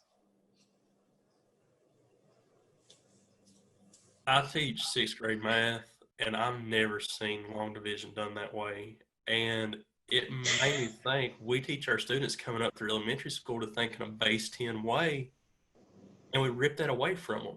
Mm-hmm. And I wrote that down. I took a picture of the 6th grade teacher, and I said, we've got to teach this way, because that does the student relation to mathematics, and my mind has been blown by that. And I'm so happy I've seen that. I'm teaching it that way this year. I've already made the decision that that's how we're going about it. That's how we're showing students, because it gives them that number relation that they already have. You got it. You got it. So Seth, that we think is my kids like to call it hangman division. Oh, that's cute. Yeah. And it's called, I guess it's called using partial quotients. We call it the big 7 because it looks like a big 7. And there's actually an awesome video that you can send home to parents that shows, and it like breaks it down to something easy like 75. So it's not like this huge number. And when I sent that home, everybody was like, okay, I understand. But if you look up, I think it's called, I'll see if I can find it and I'll drop it in the chat, but it's a really good video to send to parents too. Yeah, and if you'll send that page, if you'll send it to Kelly, we'll make sure everybody has a copy if you don't find it right now. So that would be awesome. Yeah, all that place value that kids learn, I mean, it begins in 1st grade, just that whole 10ness, being able to see 10 as a composite, as a 10 together is, just teaching kids. It starts in 1st grade. 2nd grade, all that place value. 3rd grade, they're learning addition, subtraction using place value. And all that comes into play with that division that the kids are doing. They have to have that place value understanding on board. And that helps them so much to see that, to go back to what they built on. And all right, so go ahead. I was just going to say that using this partial division leads directly into long division of polynomials, because they have to be able to see those pieces. And I find that so many kids have either learned or not really learned the standard algorithm, and they don't understand what that means. So division of polynomials in algebra and pre-calculus is like a nightmare. I always, when we're doing all that place value, we've had a debate at school about when to introduce that algorithm. And of course, the fluency standards tell you when to do all that, but not everybody knows that. But they were saying, well, once a child has that conceptual understanding, you can move to that. And I constantly am putting my foot down going, don't do it, because introduce it when it says to introduce it, because I was trying so hard last night, remember what somebody said. As soon as you give them the aspirin, they're not going to do, you know what I mean? Somebody needs to tell me what that analogy was, because I need it for my constant, purposeful arguing of why we need to keep those alternative algorithms as long as possible. That was fun to go back to that for us. Yeah, type it in that chat box because I need to quote that. So one of the things that I noticed is that all throughout the fluency, they were explaining in every grade level. And my son, who is now going to be an 8th grader, was doing Summit, which is computer-based. And he actually learns through talking. And I used to think that they were disadvantaging him because he learns through talking. But after watching these videos and seeing it in the middle school and high school, it made me realize they're disadvantaging not just him, but every child in middle school, because they're not talking about what they're learning. And all the way through, they're using tools too to model what they're doing. The number line with that, with the balloon and the sandbags, you notice the student had to refer back to his number line he had drawn out on the side of his paper. So it's not just for those low-level students. It's all the kids need to see these things. We have had a lot of our teachers at my elementary school go through KCM, trainings, and then we've done the Stanford math trainings. And so this has become our way of math thinking over the past few years. So it has been so cool to see the transformation in our school and to see the transformation in students. And so I work in 2nd through 5th grade, and to hear 2nd graders talking and writing about math and understanding it and having conversations just like they do in reading, that has been huge. So if you're not doing this yet, it will bring a new joy, I think, to your math classroom that you haven't experienced before.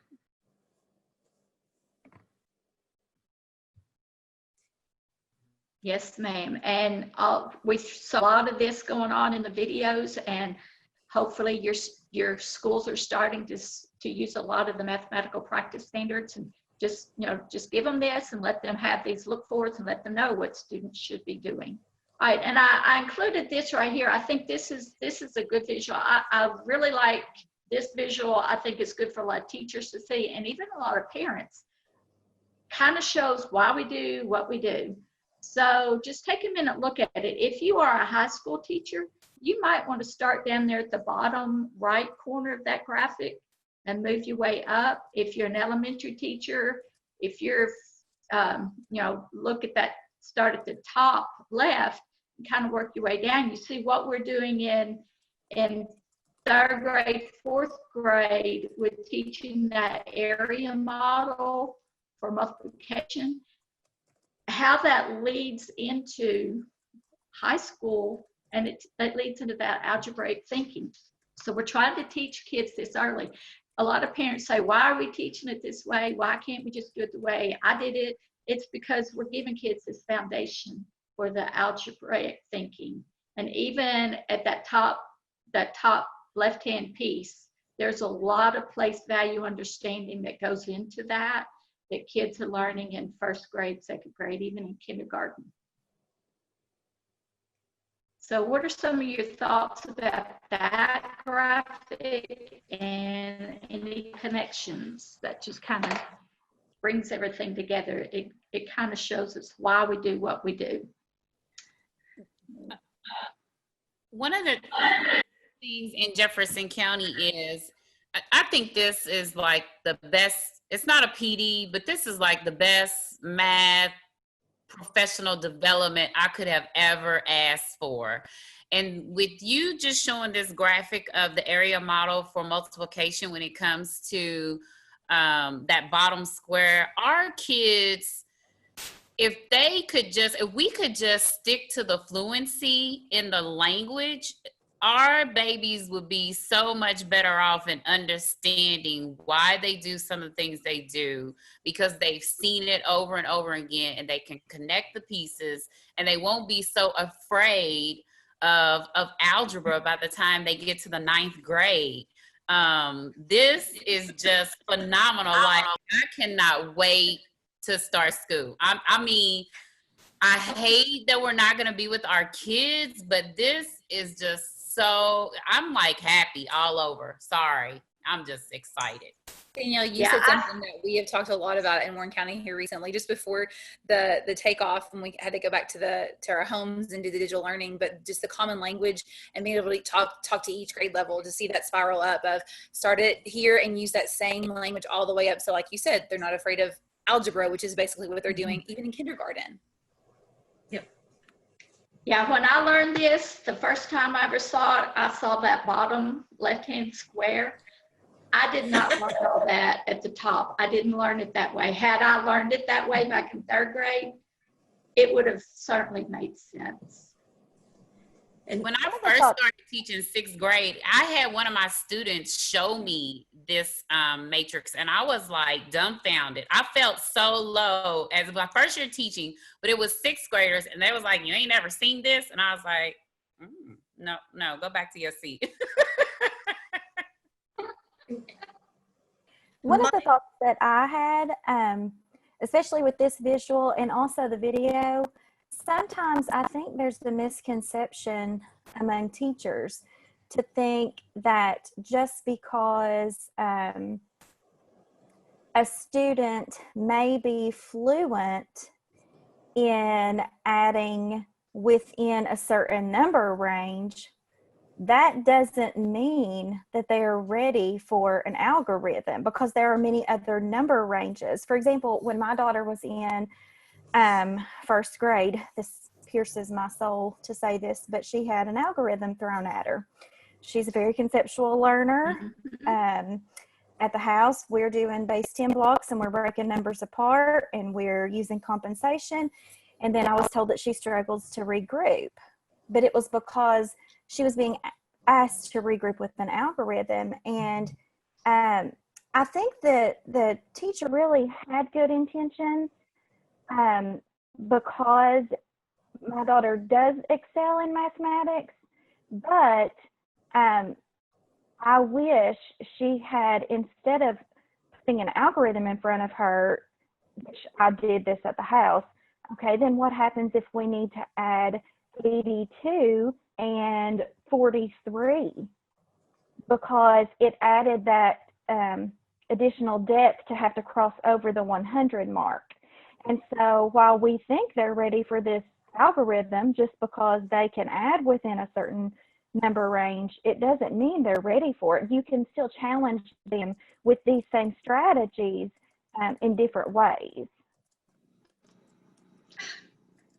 I was during NTI, I was asked to tutor a child from a different school district, actually even a different town than we lived in. The mom, she was in 2nd grade, and the mom asked me to work with her on subtraction.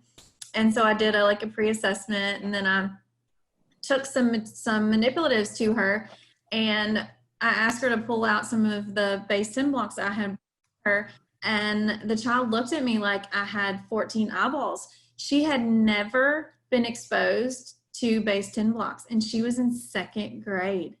I was like floored. I said, "Have you never used these?" And she had never used them before. And it's no wonder she didn't know how to subtract, because she had never used manipulatives before. And within 2 sessions of using manipulatives, she knew how to subtract. Obviously, she was a very bright girl. She was taught using an algorithm. And 2nd graders obviously aren't developmentally ready to use an algorithm. And so after 2 sessions, I told her mom, I said, "I'll keep working with her, but she knows how to do this now. She just needed something in front of her." So they need it.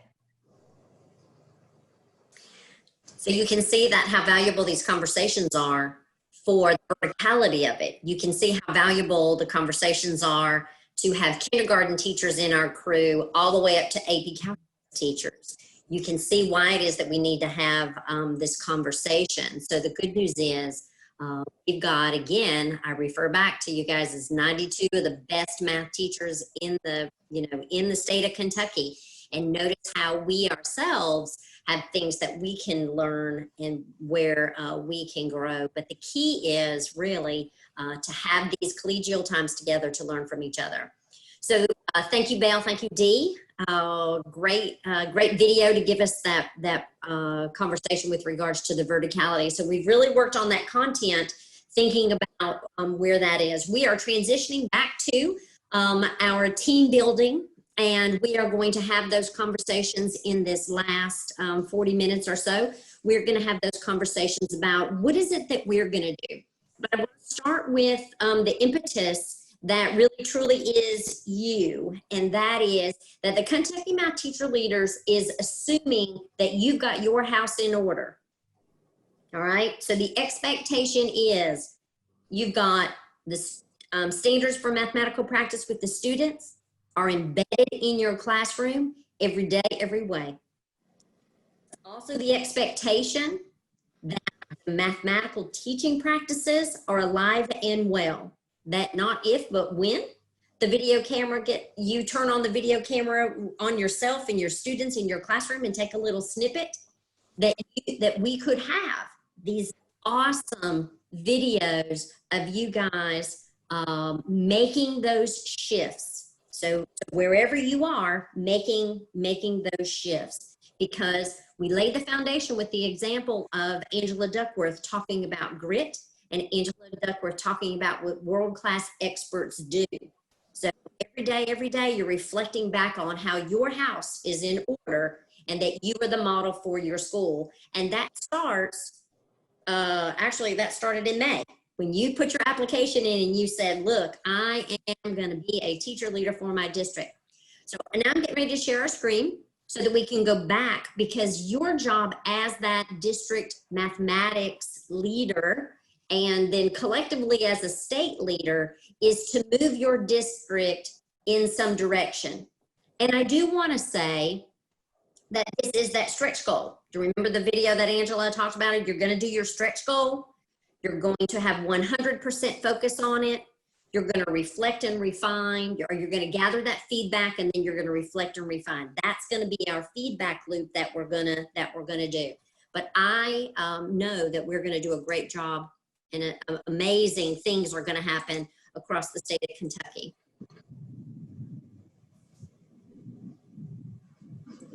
You're going to know this about me is that I always leave that first one in there, gives us back at that focus. So we have indeed had some amazing pedagogy. We've had some great content, leadership with our everything you need to know about math. And so we are ready to make that district transformation. I think that's important to go back to this video for us to be reminded of our top level, our ultimate concern, our middle and our low level goals. No, I haven't made a mistake and put the same video in twice. Yes, I think it's important for us to circle back and really think about, because in this next section, in our Google Doc, I've added the mid-level and low-level goal column, as I said that I would. Cohort 1 is in there for you to take a look at, but in this next section, we're going to work together as a team and hammer out those goals. So let's be reminded again.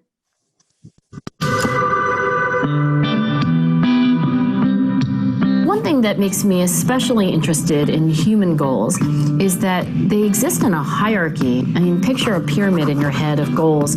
From the very bottom level, low level goals, I would call them. They're very specific, concrete things on your to-do list. To be gritty is not to hold steadfast to your to-do list goals. You know, call that person back, write that email. To be gritty is to have a well-organized and aligned pyramid of goals where the low-level goals serve mid-level goals and the mid-level goals serve higher-level goals. Ultimately, you have what some scientists like to call an ultimate concern. And that goal is the one that you're tenacious about, that you are stubborn about, that you wake up in the morning and go to bed at night aligned to, even if you have to switch out one of the low-level goals because it's just not working. Returning again and again to this question, well, what is my top-level goal? Like, what am I all about?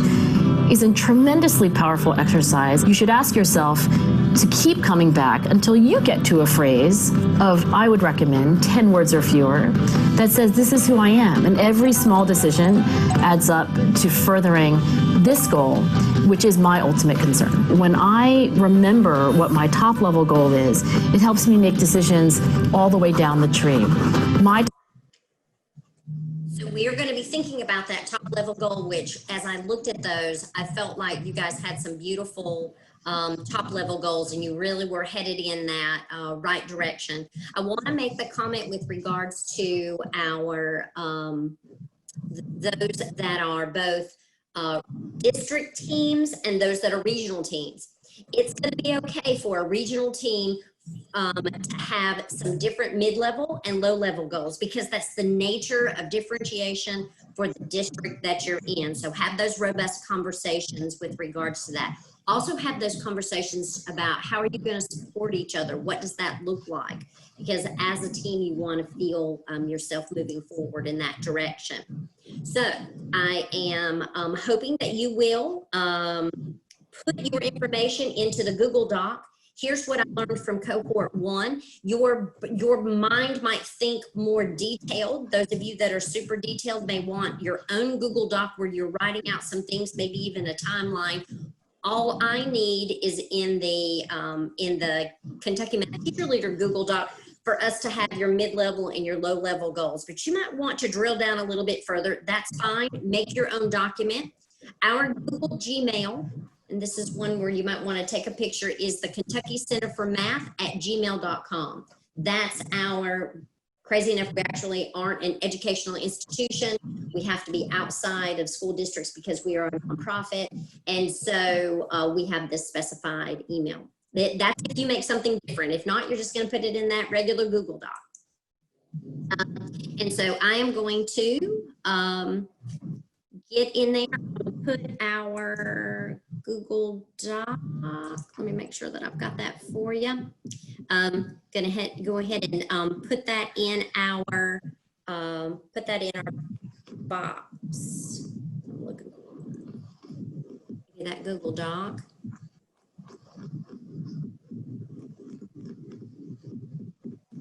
I'm gonna do a copy paste for you guys and put that link in there. And then before we go out into our rooms, many of you will know that it's the same one that you have in your, that you'll see it. It's the same one that I actually have in your most recent. So make a click on that. That's that Google Doc that we had yesterday. You're going to see the new column that's there for you and working together. I've got about 11:16 or so. This is a good 25-minute exercise.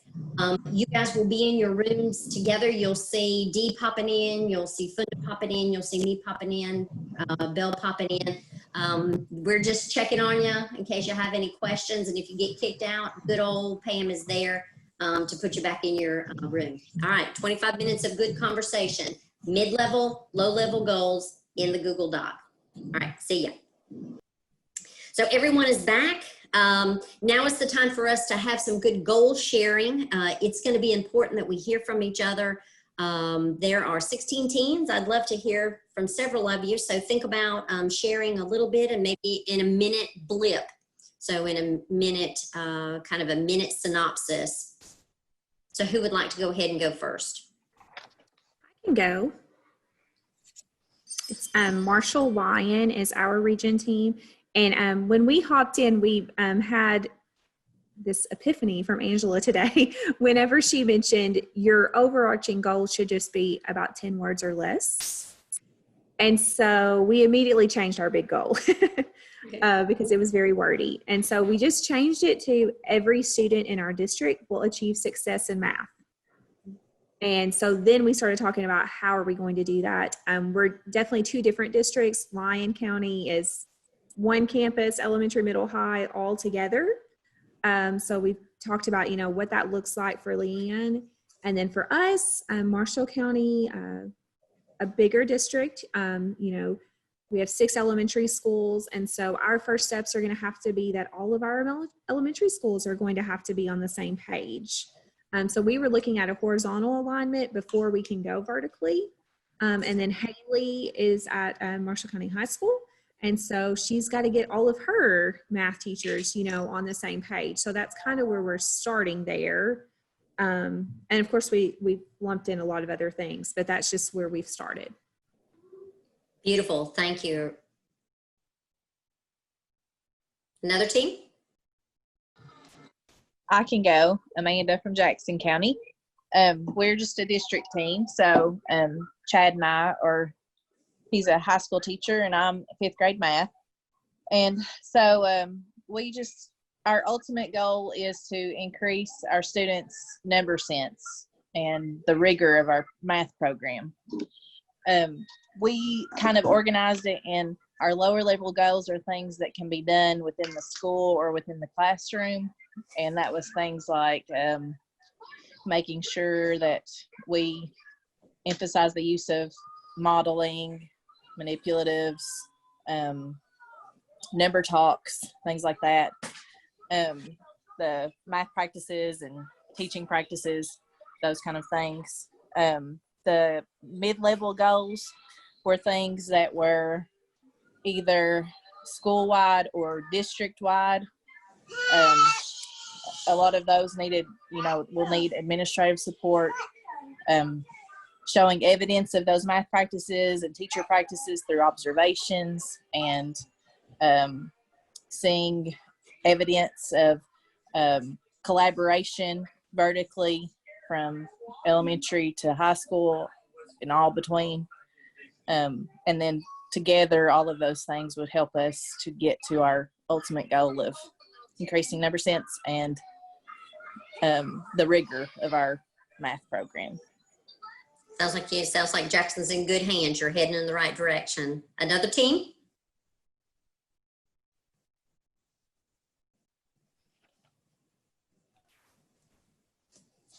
I can share. Ively and I were a district team from Lee County. And our ultimate concern is basically math proficiency for our kids, for them to be problem solvers where they can solve problems in the real world.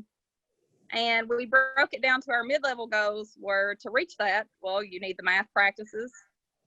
You need shifts in your math have the shifts in your math classrooms and collaboration. And then we got real specific with our low-level goals. We were talking about, like with the math practices, having teachers implement at least one really good reasoning task a week.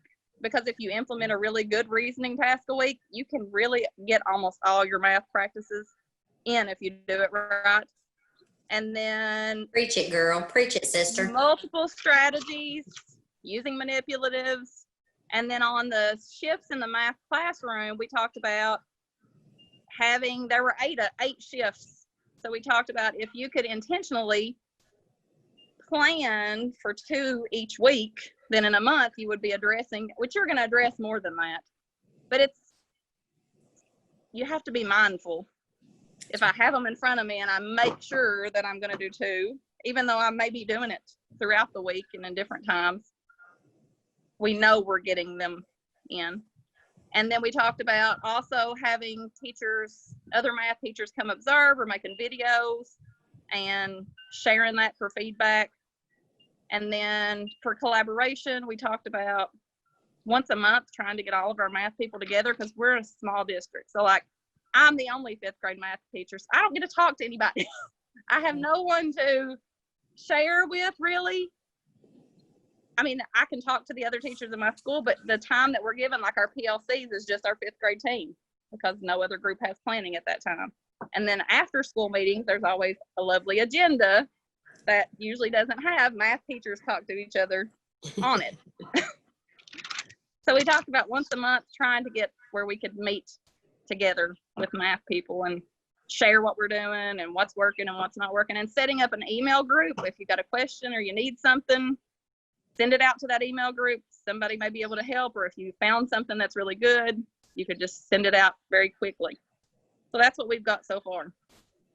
Thank you, Candace. It sounds again like Lee's in the right spot. How interesting, right? Those of you that are here that are from districts, maybe my Fayette, my Jefferson, Boone, can you imagine an entire district that's got the one, you know, Candace's got the 5th grade kids right in her hand. So the good news about that is when you make that shift, Candace, every child in the district makes a difference. So that is so wonderful. Kathy from Bowling Green, I'm going to put you in charge of that. She says maybe we should create a 5th grade math teachers group to help each other out. Absolutely. So that's the vertical. Look, Robin's like, I'm in.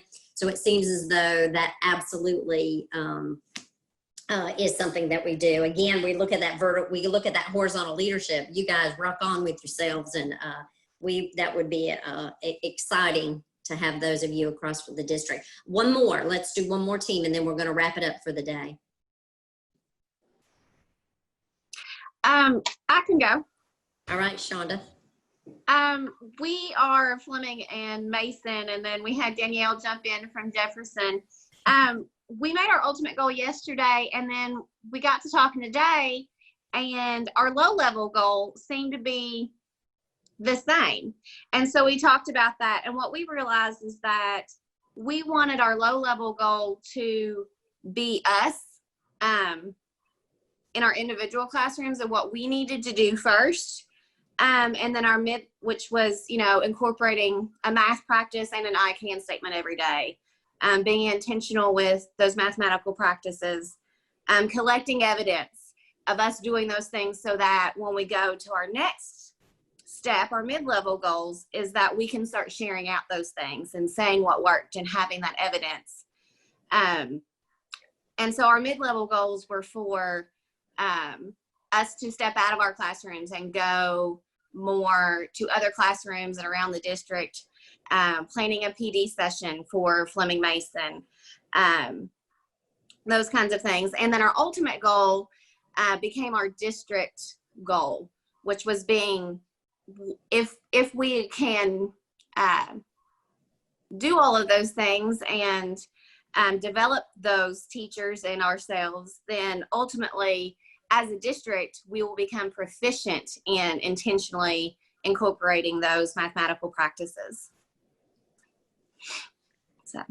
So imagine that in just 2 days, we have on deck the opportunity to shift and to make mathematics so much better in districts from Ballard to Boyd, Beechwood to Clinton. And I use that term all the time because you saw how intentionally we were for it to do across the state of Kentucky. So how exciting. I am going to go back to share my screen so that we can kind of bring, let me bring this home. To be a Kentucky mathematics teacher leader is to commit to transformation. You have got to get your house in order fast and furious first. Making sure that you're doing your the pedagogy, thinking about how are you incorporating those standards for mathematical practice with your students, not just one day, but every day, and being intentional about that.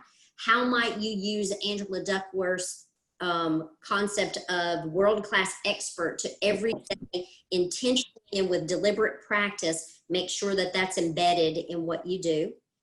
Then we're talking about content. That is something where you can study that content, and we are going to continue our journey. We took a little look at verticality, and then of course it was the leadership. It was the looking at that leading for mathematical proficiency. I want you to go back to that and look to, so as you're the leader and you're doing the hard work of changing your district.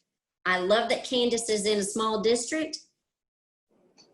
Need to lay money on Candace, because shifting some naysayers and shifting some teachers who may not subscribe to some of this is going to be extra hard. And Candace, you're going to have to be extra gritty to do that.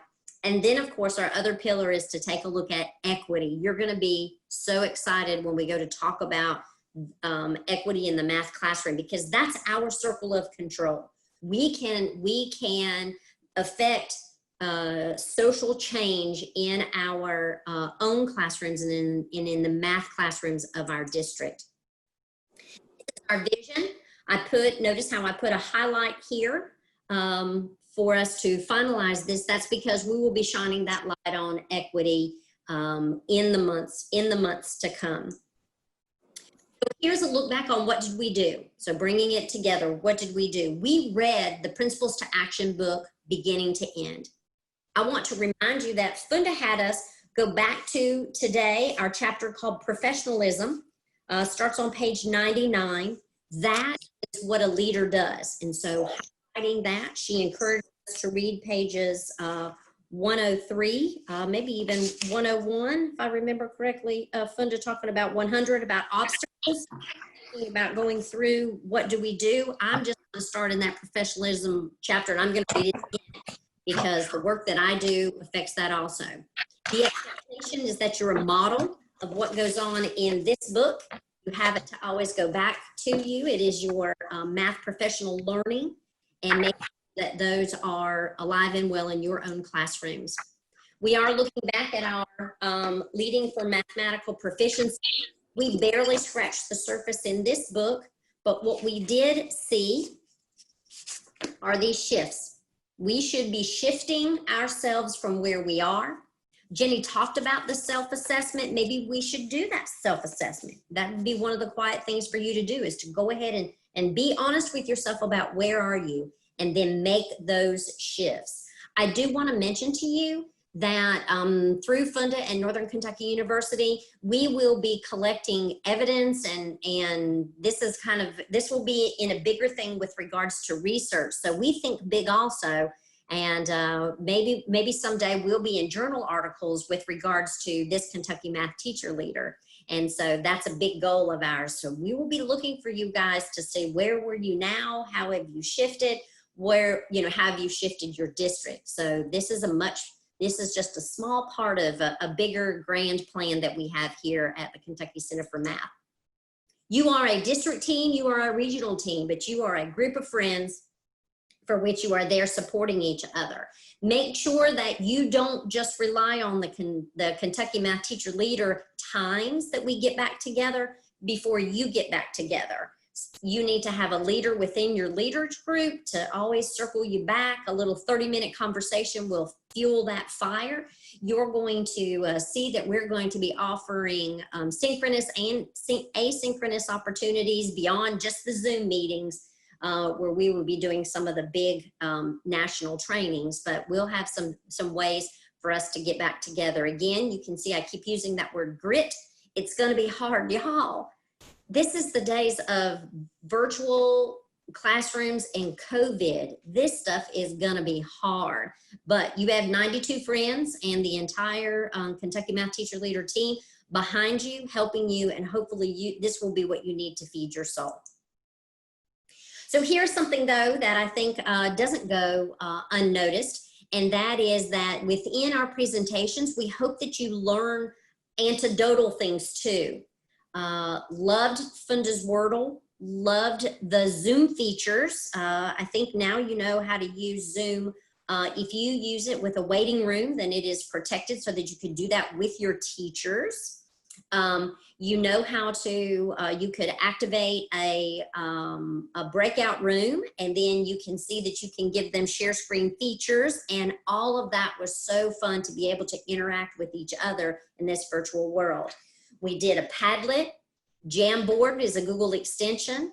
We shared online resources in the chat boxes, and others were sharing some books that we felt like were interesting. So not only did we get the actual content that was specific to Kentucky Math Teacher Leaders, but we also got some additional add-ons that kind of fuel our fire. So here are Kentucky Math Teacher Leader next steps. You need to determine a time frame for those first steps of your transformational plan.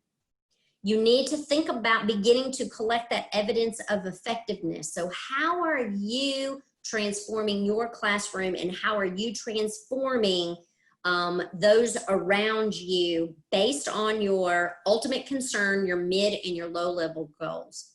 Remember what Angela Duckworth tells us. The last step in that cycle is important, reflecting on your journey. How are you professionally allowing yourself some quiet time in the cacophony that is education to reflect on your journey and having that intrinsic motivation to fuel your passion? We will have asynchronous Kentucky Math Teacher Leader events. That means things that you will be doing without being on a Zoom. I will be sending emails probably weekly, if not bi-weekly. Be sure that you read those carefully. They will have items for you, some to-do things, and maybe even some fun opportunities to interact again, to fuel your soul beyond the actual calendar itself. Make sure that you're building that rapport with your team. And then I ask you, your leadership identity began as your journey has started here. What is your leadership identity? How are you leading within your district? Principal Caffelli talks to us about having that. I really want you to form that identity. So I'm going to have us type in the chat box. We always like to bring some things to you. This is one of my favorite books. It's Math Formative Assessment by Paige Keeley. That's my science side of me. I have a hidden superpower of being a science teacher. But this book gives me lots of formative assessments. One of them in there is I used to think, but now I know. So what I'd like for you to do in the chat box is to give me your version of I used to think, but now I know. I'm actually going to stop the screen share because it's nice to be able to see each other. And so in the chat box, based on your 2 and then 1 hour on Tuesday of being together for Kentucky Math Teacher Leader, I used to think, but now I know. Whatever your takeaway may happen to be, go ahead and type that in the chat box.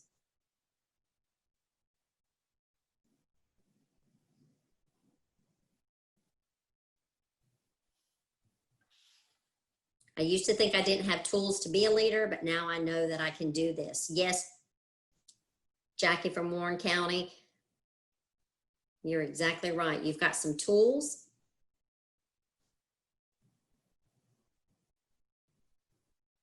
All right, got some folks really thinking about those math practices in those lessons. Jill saying, I used to think that maybe it was within my back behind my own doors, within my own school. Now I can see it is with a state group. I can only tell you, if we are digging this online, I cannot wait to see you and touch you face to face. Imagine how inspiring this is to be together face to face. That's right. Chad says, that it was almost overwhelming, thinking about the fact that you had to transform your district. But I'm going to say to you that it's doable with this group. We will keep the fire lighted within you. And I use this term, that a bird opens up a seed 1 peck at a time. And so we're going to make it 1 peck, 1 peck, 1 peck at a time. But you do have each other. Please watch as the chat is coming in, so that you can kind of see what each other is saying.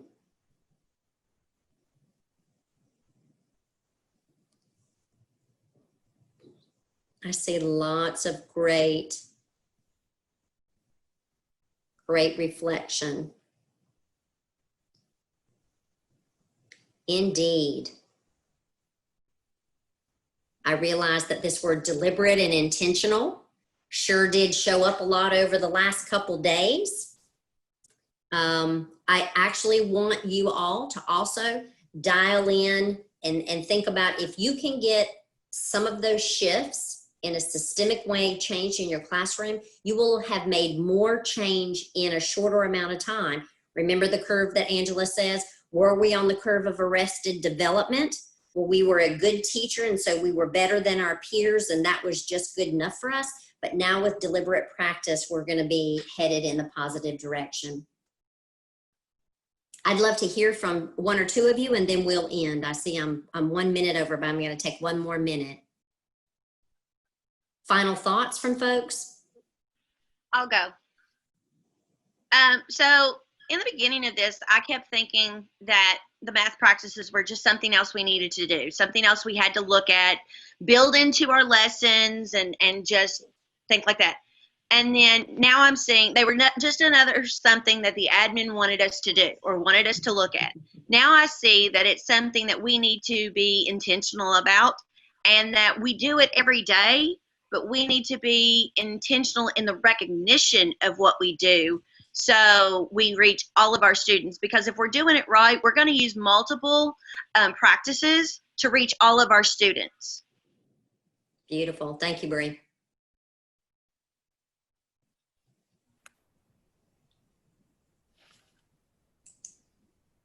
One more final thought.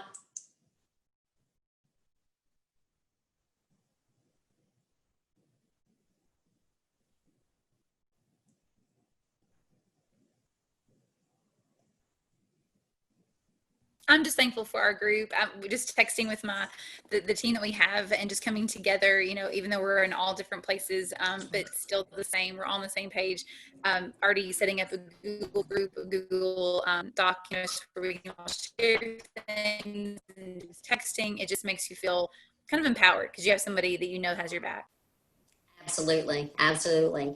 So the end of our Kentucky Math Teacher Leader virtual conference, I am going to take a picture. You know, Lina is our little, is our social media girl. Dee is a Twitter. If you don't follow Dee on social media, you're missing out because she is prolific, as are many of you. So from the Kentucky Center for Math, we envisioned what these days would look like. They have far exceeded our expectations. We hope that indeed you feel empowered to be the Kentucky Math Teacher Leader that you will become. And in a year, when we look in the rearview mirror and we're meeting at some location in Kentucky at a big conference center, and we're able to take a look at it, we're going to say we've come a long way to transforming our district. So we thank you. You'll be hearing from us. See ya. I'm going to put together something that you all can tag on information that you want to be shareable to other people by grade band. And so we'll get that sent out to all of you, but that way we're not working cross purposes. We'll put that together in one. I'm not sure if it's going to be a Padlet or a Jamboard, but one of those things by grade, so that you guys can put yourself where you want. All right. Fantastic. Fantastic. I may have the beginning of that by peeking into that form. That communication form, and I have part of the spreadsheet. I've got the spreadsheet exported, so might give you that. Thank you, guys. Happy Thursday.